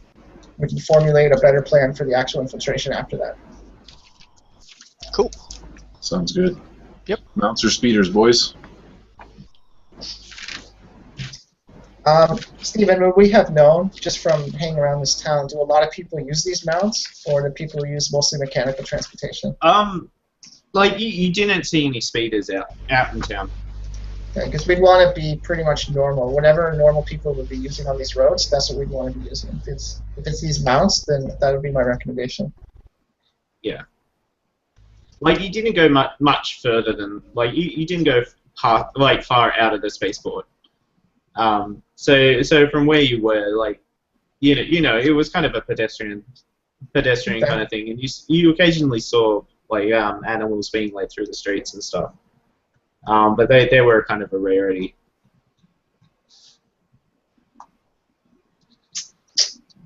If we walk, does it still take a day? Might take a bit longer. Okay. What do you guys think? Speeders or mounts? Raaze would consider the options, and he would say, well, the mounts get us there quieter, but the speeder might get us away. I vote speeder. Yeah, there's nothing inherently suspicious about taking a speeder, so... Yeah. Okay.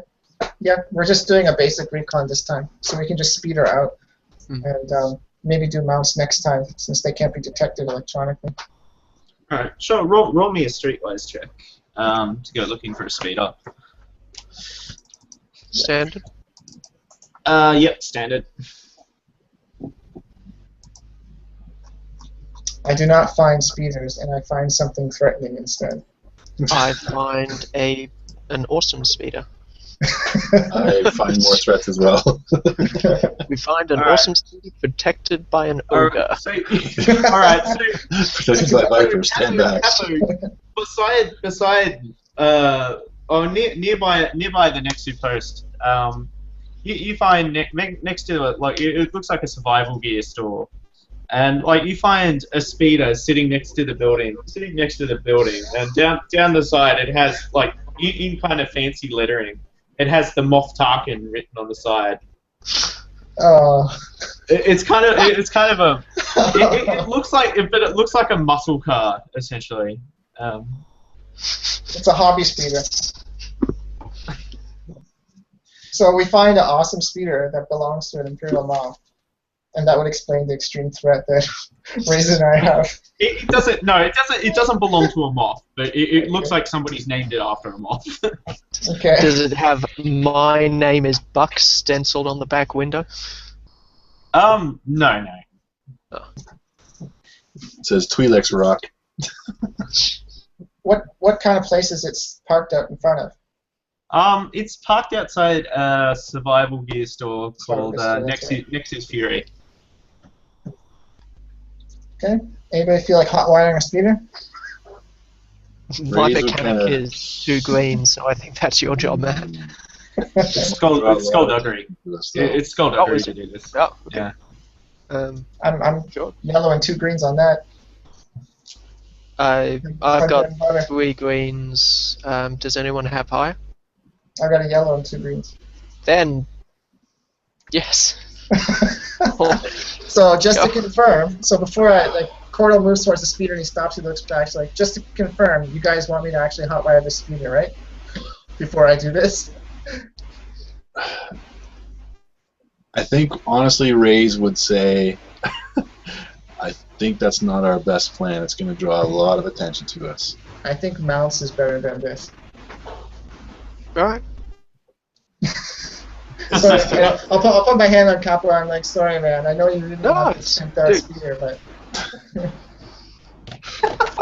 I mostly object because it's a garish looking thing and deserves to be ploughed into the side of a rock face. Raize would chuckle at that, so I do As he agree. says that, you look back at it and you realise that on the roof it's got like an Imperial symbol painted on the top as well. Is there anybody else around? Yeah, there's people walking by the alley it's parked in. But you know, they're just on their way. They're not specifically looking at you. so I see Capo. I see Capo looking around, and I know what's going through his head now. I've been around him long No, enough. you really don't. You really don't. I provided that it won't call attention or anything. I pee on the door handles. That's what I was expecting. Oh, okay. Alright. Cool. I'm just gonna do a roll for random passers-by. To see you if you jumped out peeing out of a car. I'm terrified by this clearly deviant Is this another variation of the Rodian Alright. sprinkler? So Rodian sprinkler. I am not the Sprinkler. one with the STDs. Apparently that's Raize. So no fireworks there. Alright, so Rodian so sprinkler. you kind of before you can stop him, Capo has his fly down and is like painting the side of this vehicle. Like, you know, like it starts like really hitting, like he's got a good stream going, so it hits the side and makes a ton of noise. A ton of Korto's noise. gonna Come move now. back, get out I'm of the urinating on it, not aiming a fire hose at it. Oh, but yeah, fire and a hose would make less noise than this. Oh god. All right, so you've been like drinking a lot. you see, you hear it, like you guys are kind of like watching as Capo's doing this, and all of a sudden you hear, oh, really? From behind. Oh, Acton's here.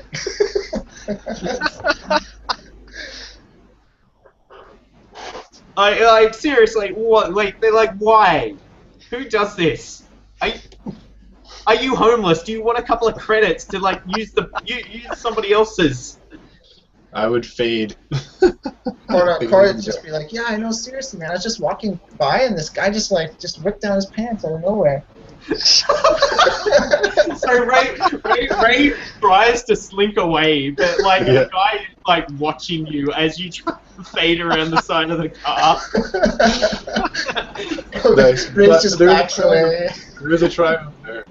So basically, I'm like, squirrel. Turn. So I'll make the distraction. I'll talk to the guys that if they're saying that. It's like, yeah, I know. Like I was just walking by and he just did this. Like he almost like even splashed me with it. You know, I had to jump back. Like what the hell? All right. He I goes, assume- oh, it's I like assume I'm done. Assume nothing. I don't know. You drank a lot. It's like, how good is Capo's? I should make you do a skill roll for it. Coordination. Coordination, yes. Ranged light. No resilience to see if he gets stage fright. Performance. Oh, we don't have that. Wrong game.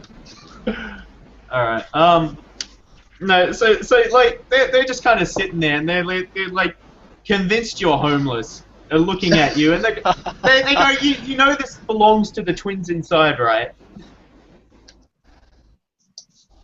They're saying that to me or to Capo? No, to Capo, yeah. Okay. And I'll be like, oh man, not the twins. Are you serious? I'll be like, dude, I'll say to Capo, dude, you shouldn't have done that. And he goes, it's a survival school. They have guns. They will shoot at you. Well, I'm finished now, so zip up, walk away. I don't really pay attention to these people. He follows you down the street. He follows you down the street for a little bit, like lecturing you on public hygiene. In a smuggler's town. In a smuggler's town, yeah. It's a civilized place, man. I tell him if he doesn't piss off, I'm gonna wipe my hands on him. He gets the message and just kind of like walks away, shaking his head, like muttering about the societal decline. Raaze slides back into the group and he's just like, "We should have just stole the fucking thing. It would have been less."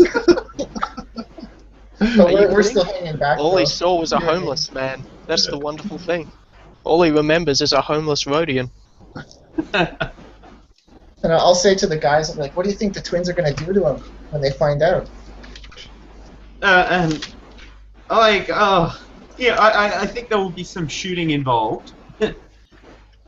I question as to how they would find this out. I think the smell would give them away. How many one-armed Rhodians are there? One-armed? I know. So I'll say to the guys, I'll be like, okay, well, you know, try to calm down the twins, and I'll follow this guy, and I'll try to get him to, you know, move on and just leave town for a while. Alright, so can you roll me a charm check? Yeah. Yeah, just two purple in a setback. Oh man. Give him the red. Give him the red. Alright, I'll give him the red. Make him turn a point. Yeah. So you flip the point? Okay. Yeah, just because. So one purple, one red, one black. Okay. One just purple, because one this red. will be hilarious if the despair comes up. Okay. Here we go. Ah, so I convinced them. You convinced him not. You convinced him to go and tell the twins. Yeah, and they believe that I'm gonna go tell this guy to move on, but there's gonna be a threat as a result of this situation. Maybe twins, because there's two threats. I'll tell you what. As you're moving away, like as you're walking away, like you see him go into the store and kind of come out. Like you were all the way down the street, but you see him come out with a couple of Twi'leks, who look really pissed off. What color are they? Green? We'll say they're red. Red? Okay. Yeah. They're the badass Twi'leks. Yeah. Okay. Okay. So I'll look back and I'll see them. I'll see them like they're talking and looking in our direction, and everybody looks angry. And I'll say to Capo and Raaze, like, I think we better pick up the pace. The owners of the vehicle have spotted us. As we kind of turn a corner to lose line of sight, Raaze would just shake his head and half smile and half like just exasperated. Be like, you know, when we had that talk on the ship, that wasn't a license.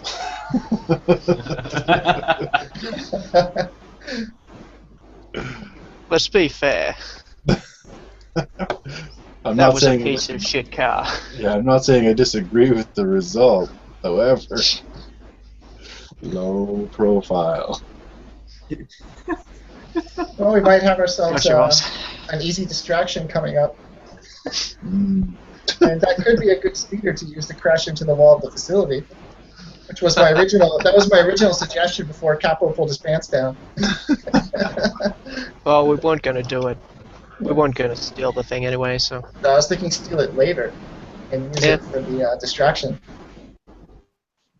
Yeah. But I'm not touching that thing now. Alright. We'll bring it back to the spaceport and clean it. Yeah. Okay, so we'll carry on and we'll try to get out of sight and go to where we can get those mounts. Alright, cool. Yeah, so this town is a lot smaller than what you thought. Like, I mean, like, it looks like it's built up around the idea of, like, quiet places to sit and organize shady dealings. And so, you know, there's the occasional office, like, with smaller kind of supply companies, nothing major like Zerka or anything like that, around. And as you head a little bit further out, like the urban landscape starts to thin a bit, and you finally see like Crazy Joe's place of business. And he's got like a speeder out the front with like a tow hook on the back. Cool. So what do you guys do from here? Send in the negotiator. The one that will pee on everything. Capo's the best face of the group. I didn't say ever. I have peed on one thing.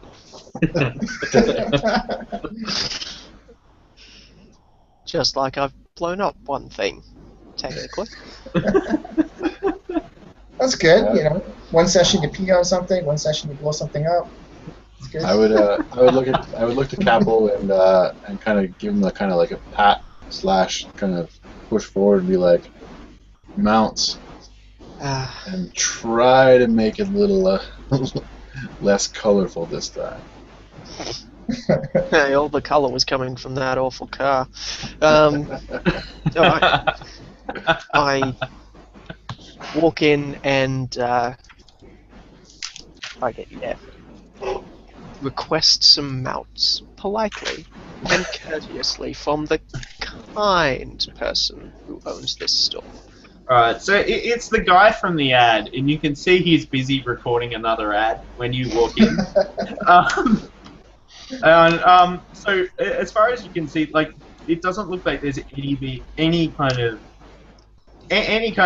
there's no sign that he's had customers all week, sort of thing. And so you kind of, as he kind of turns the camera off as you walk in, you're pretty sure you see on the viewfinder that it's been running for the last 3 hours straight.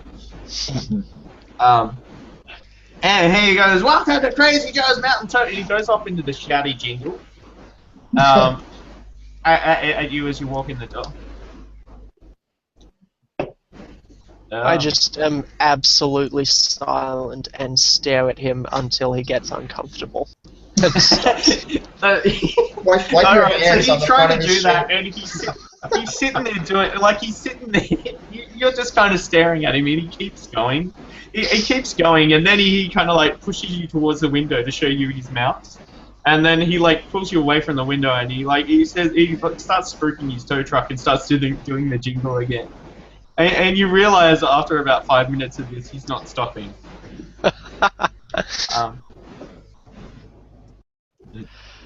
Alright. 1, stop. 2, 3 mounts. For about a day. That's all I need. And you start that jingle again, I'm walking out the door. He goes, "Oh yes, we got the best mounts here." He goes, I can organize days rent." Yeah, let's talk about that. See, it looks to me like you haven't had that many people in here in the last little while. What's the going rate for Awesome. one of those, I don't know, Pachycephalosaurus things? He looks over. Alien camels. Alien camels. He looks over and he goes, 5 credits a day each. Yeah, alright, I'm not going to haggle over 5 credits. I think we Right. need it for 2 days though. One He goes, day hey, don't one call day me off. Crazy Joe for nothing, and he starts doing the jingle again.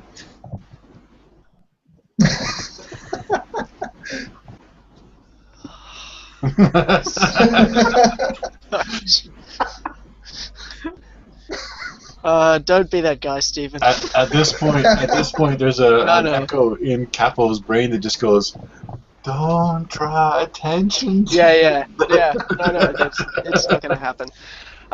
So I put my hand on his chest and go, we're past the jingle. He kind of stops, but while he's talking to you, you're pretty sure he's singing it out the side of his mouth as well. Now that's just throat singing. He goes 15 credits in between the humming. Looks like you haven't had too many people in the place. 20 credits all up 2 days. Can you give me a negotiation roll? You can have a boost because he's more interested in singing his jingle too. Standard? Yeah, 1 purple, 1 red. The challenge is he just keeps wanting to sing the jingle.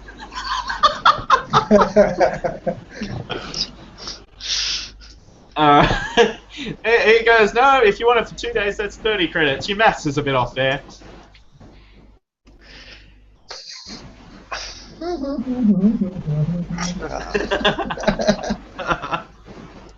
Okay, the advantage can be he stops singing the goddamn jingle. Can I use the? You know what? I'll be responsible. I'll use the advantage to try and get complimentary insurance. Sure.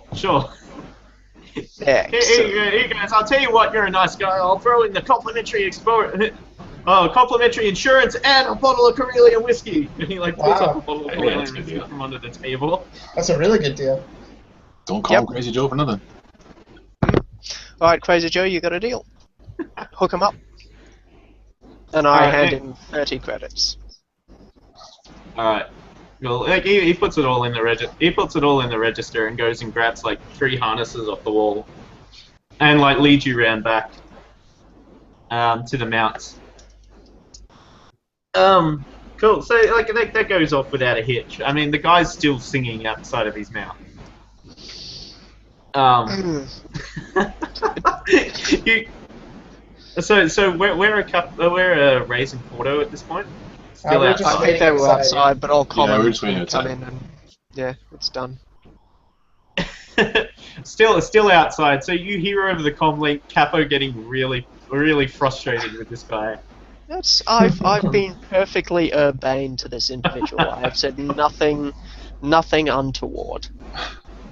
Alright, so he's kind of counting out his own betting in his own head kind of thing. Okay, well, I would bet 30 credits on on him shooting him. I'd bet 20 credits on him stabbing him with the knife. I'd bet 5 credits on him smacking him in the face.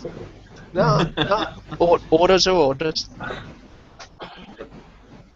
Alright, so he harnesses up the mounts and leads them out the front. Cool, and he goes, alright, bring him back safe and sound in 2 days. Internally, what I'm thinking is, should have thought of that before you gave us complimentary insurance. And a bottle of Corellian whiskey. Because this mount is about to see more airtime than a skateboard at the X Games.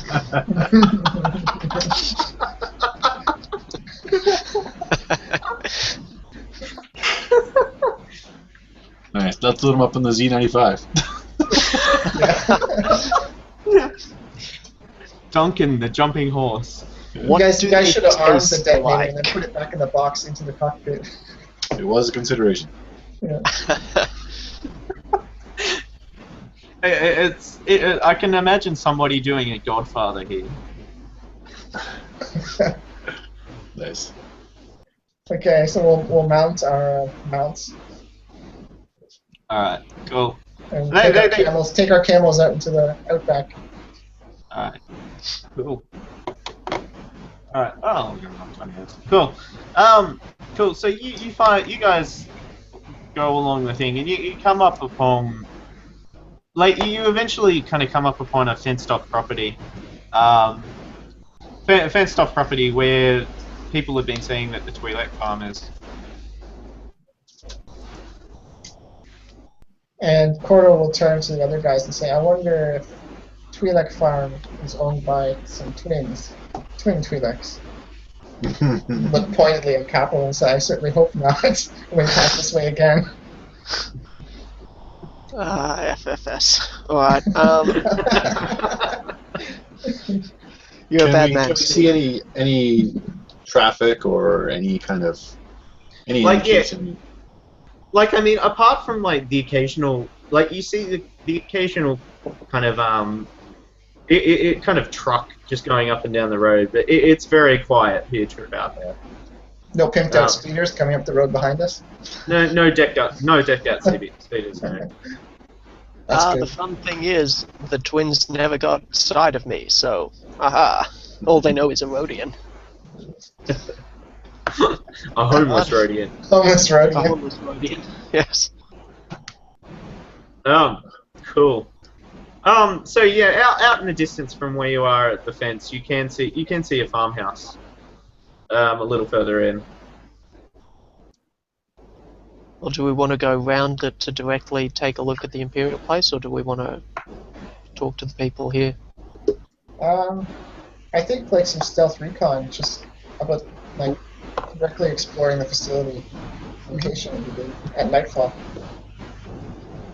Agreed. So if we have to make a camp somewhere until nightfall, we can do that. Mhm. Or we can like get a visual on the facility first and then fade back and camp until nightfall. Yeah, I think we should get eyes on, at the very least.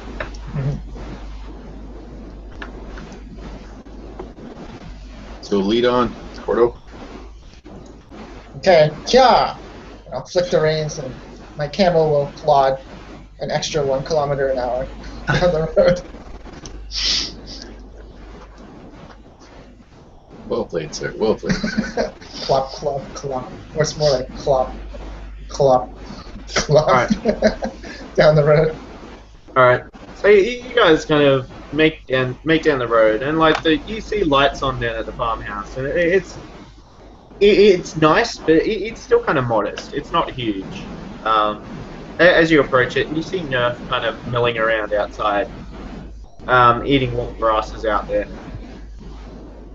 Do we have to approach the farmhouse to get past the farmhouse? No, we'll say you don't have to go that way. Like we want to basically follow the road towards as close as it gets to the facility coordinates based on our data pad, and then kind of veer off the road when we have to get to the facility. Yeah, like you can get around it. Like you can get around it if you would like. I'm not going to make you approach it. Well, I'll look at the other guys and be like, what do you want to do? Approach the farmhouse or go around it? Raaze would say, well, I don't really like having unknowns at our back. What do you think about making a quick run in, run out? Just to make sure, who knows, maybe it's an entrance to maybe the facility's underground, who knows. But I'd rather know what's behind me than not if we're coming back this way too. I say, okay, we'll need a cover story. Why we're here, what we're doing on these mounts, wandering around and down the road. Do you think you can approach on your own without being seen? The farmhouse or the facility? Farmhouse. I suppose I could. I'm thinking more like it's just safer to not draw attention. If we're gonna come back and hit the facility later, we don't want to like, you know, already draw attention to like three people just hanging around in the general area asking questions and talking to people.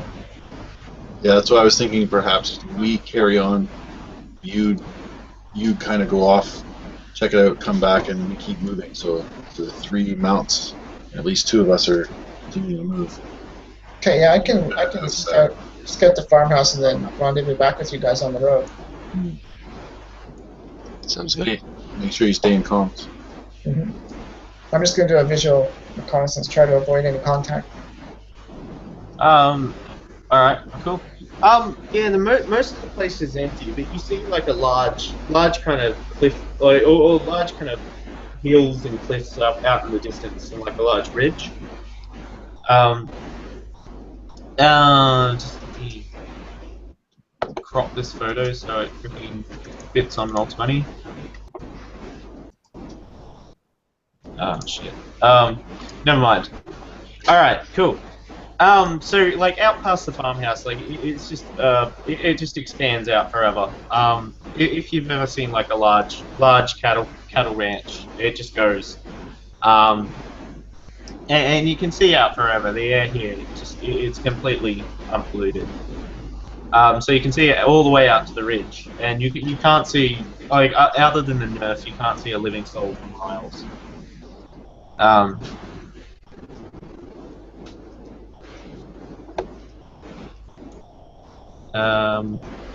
So that's kind of what you see here. Based on the coordinates, how close are we to the site? Based on the coordinates, it's past the ridge. Okay. So we'll keep heading on if nothing's obstructing our path. Now, in terms of our travel path, would we go like across the top of the ridge, like down the bottom, below the ridge? Like what would our path be? The topographical maps. Did you get any topographical maps? I don't think you did. We asked for it, but Toydarian didn't seem to provide it. Yeah. And somebody got frustrated on the computers. Yeah, I tried to find information on the computers, but we didn't get much.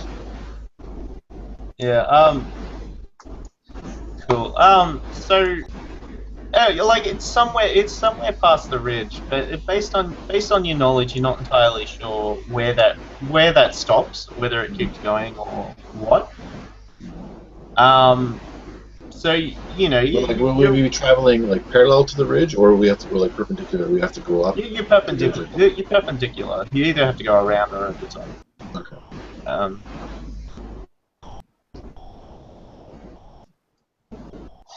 I would say the others then that I don't like to look at that ridge. There's a lot of places to take shots from, especially if there's an Imperial presence. Agreed. Is there any way we can get on top of the ridge? Like go around? You can climb it. That's fine. You got climbing gear there. The approach? Approaching it, you can go straight up there. That's fine. Like there's nothing in between you and the ridge. Can I do a perception check when we decide, or if we decide to actually approach that ridge?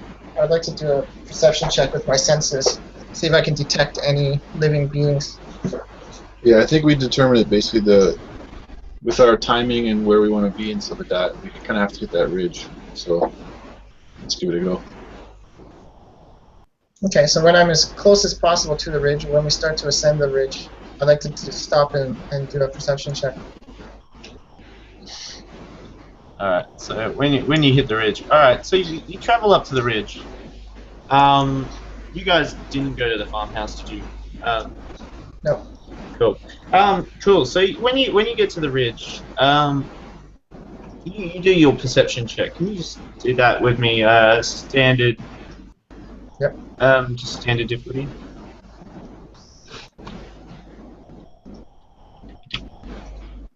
So 2 successes, 2 advantages. All right. So if there's anybody there, I'll know. What's the range on it? It's just a perception check, so just like it can be. All right. So, like, given the coordinates, you're close-ish. From what you can tell, it's on the other side of it. On the other side of this ridge. Cool. But you also feel a presence coming up behind you. Okay. So I'll let the guys know. I'll say there's nothing immediately nearby us, but there is someone approaching from behind. I sure hope it's Acton. I don't think so, Sarge. Defensive positions. What would our We'll get to proximity... cover. Okay, like based on what you're seeing, Korto, would we have time to make it towards that farmhouse or the ridge, or we stay where we are to meet this? So that'd be kind of through Korto to Steven. All right. Like, would I know that we have time to get to cover, or do we have a lot of time? So you look behind you and you can see lights in the kind of dusk light. You can see lights coming towards you. It's just like a pair of headlights. It's nothing huge.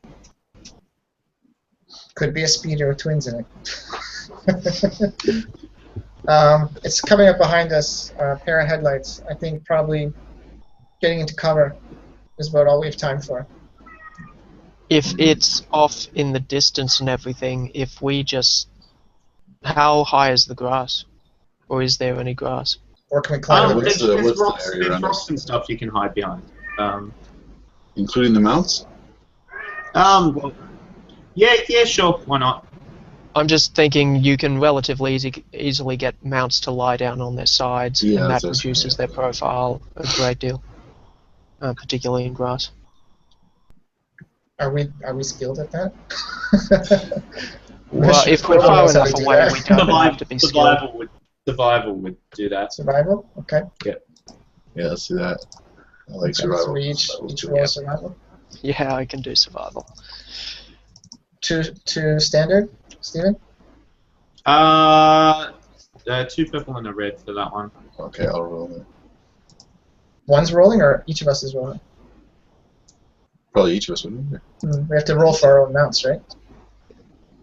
Success and 2 threats. Oh, this is... yeah. Alright. Oh, come on. I got success and a threat. Alright, so no one's mount bolted. That's good. Alright, so with a little bit of a kick, Korto and Raaze managed to get it going. But Capo, you've never seen this. You've never seen this kind of animal before. You have no idea what the hell. You've only been riding it out of sheer luck, and you tell it to kind of kneel down, and you kind of like tap it on the legs. It's stubborn as hell. Like, it's not having anything of it. It grunts at you as you do it. So the lights are fast approaching. That is very annoying. I don't have anything with a locator on it. Does the mount have a locator on it? No. It's just got a harness on. Don't worry, it's insured. That's Nice. true. All right. I'll whack it on the ass. So. Oh, I'm gonna set up. All right. Cool. All right. Cool. So the speeder pulls up, and you see the door. You see the door open. Like, the headlights are right on you, Capo, and you see like a long. No. As in, what I'm doing is I've smacked it on the ass, and I'm getting to cover. That's what the goal was. Sure. Cool. So the way I kind of saw this is while you were fighting with it, the speeder got close Oh, enough. okay. So Yeah, right. Okay. I'm Cool. gonna pull my sword out. All right. Cool. So you see the speeder door open. The speeder door open, and like it's not the Moff Tarkin. It's not the man. one. It's not the one you pissed on. It's not the one you pissed on. But like you see like a long barrel rifle kind of get pulled from the seat, and like pointed at you from the gap in the door. And he goes, "Can I ask you what you're doing on my property?" I very obviously hold my hands out and away from my body and go. I take aim. Look. All right, cool. And we might end the session there on that cliffhanger. No, I take aim on Capo. No. I lunge at him. I'm just gonna be in cover, hiding in the darkness with my sword out. Cool. All right, I'll make a note of all that. Nice. Okay, awesome. Okay, thank you everyone for watching. That's episode 3 of Irnaj Assault. And join us next time for the conclusion of what happens to Capo and the rifle. All right, thanks everyone. Thanks everybody. That's it.